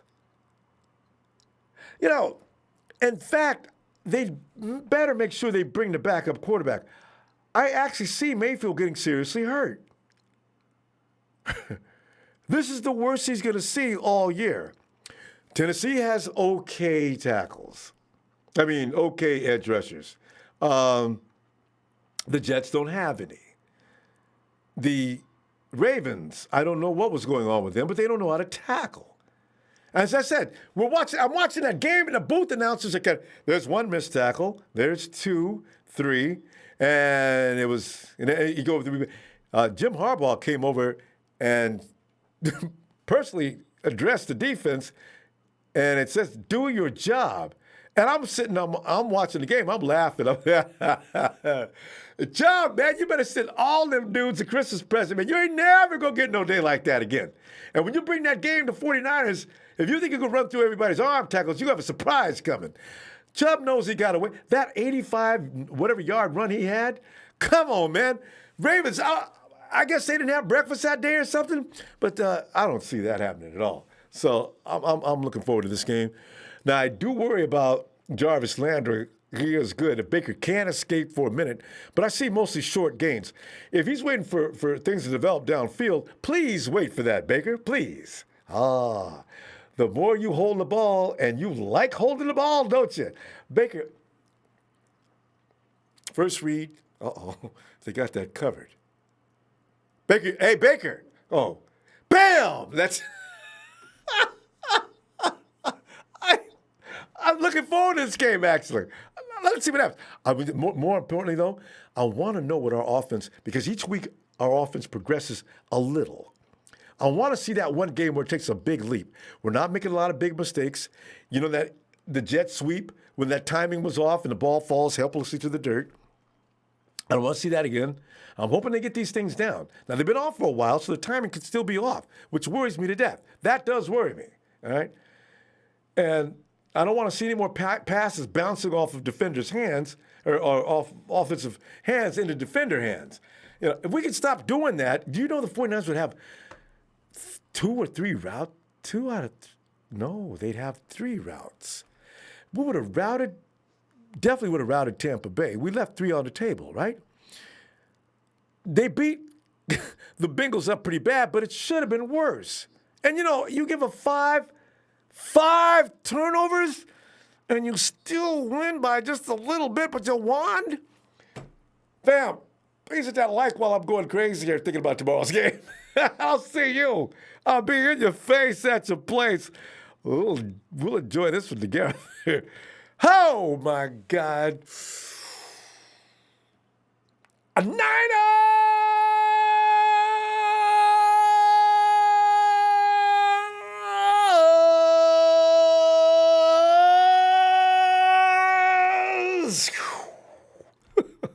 Night, Lisa.